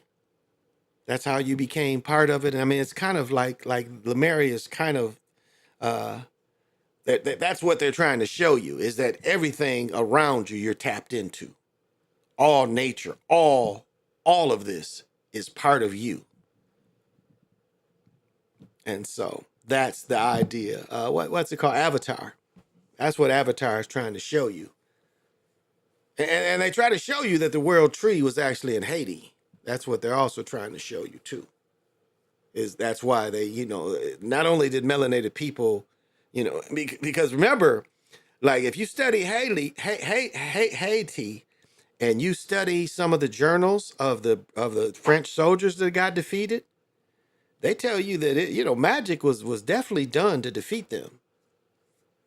That's why they just barricade, they blockaded them and say, you ain't letting you're not gonna make any money. Even though you're taking over the country and got all these natural resources, we're going to blockade you. So nothing's coming out. So you can't make money. that you stolen from us. Not only that, we're going to make you pay. Your future people going to have to pay for you taking your country back and us losing money. That's how unfair Haiti's been treated. And that's why, they attack it the way they do.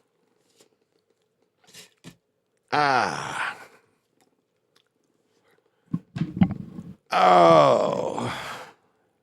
Yeah, similar to Avatar. The Fountain is a good movie. Telepathy, the movement of thought through the world and the universe. Oh, yeah. And, I was listening to a dude that tried to say that thought and time come together. Glad you mentioned that, Magbone. Thought and time. See, consciousness and time. So, okay, understand it from a time walkish perspective. When I need to move, I walk on light. So my idea of me needing to walk on light is not starting time. Me needing to move through and walk on light to get somewhere is not start of time.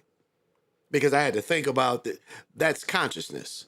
So to say that thought is time is absolutely wrong.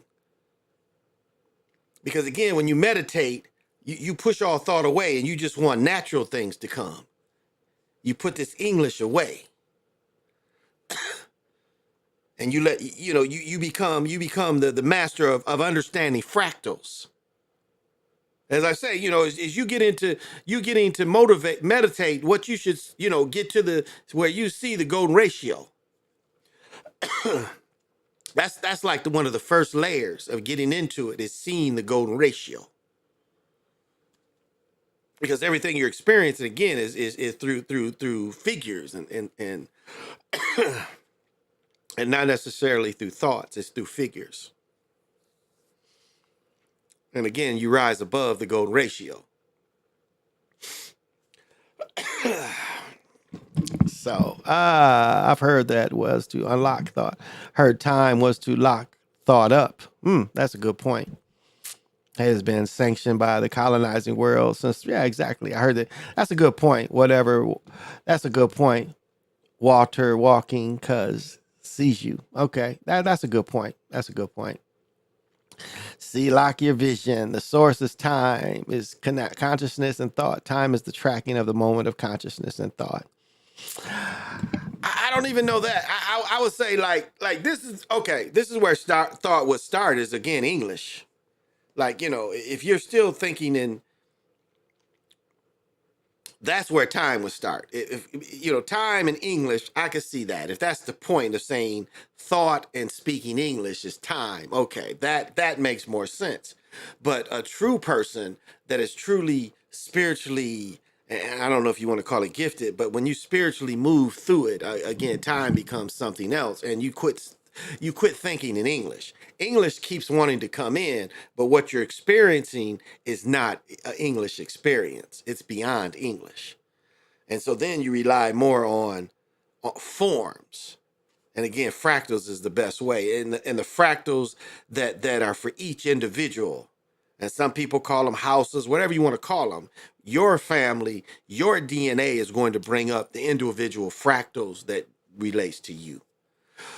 And that's decoding that and how that, because again, that's, you should like where you're going to go when you die, you should already start, depending on how old you are, you should already been visiting this place through your imagination, through your spiritual endeavors.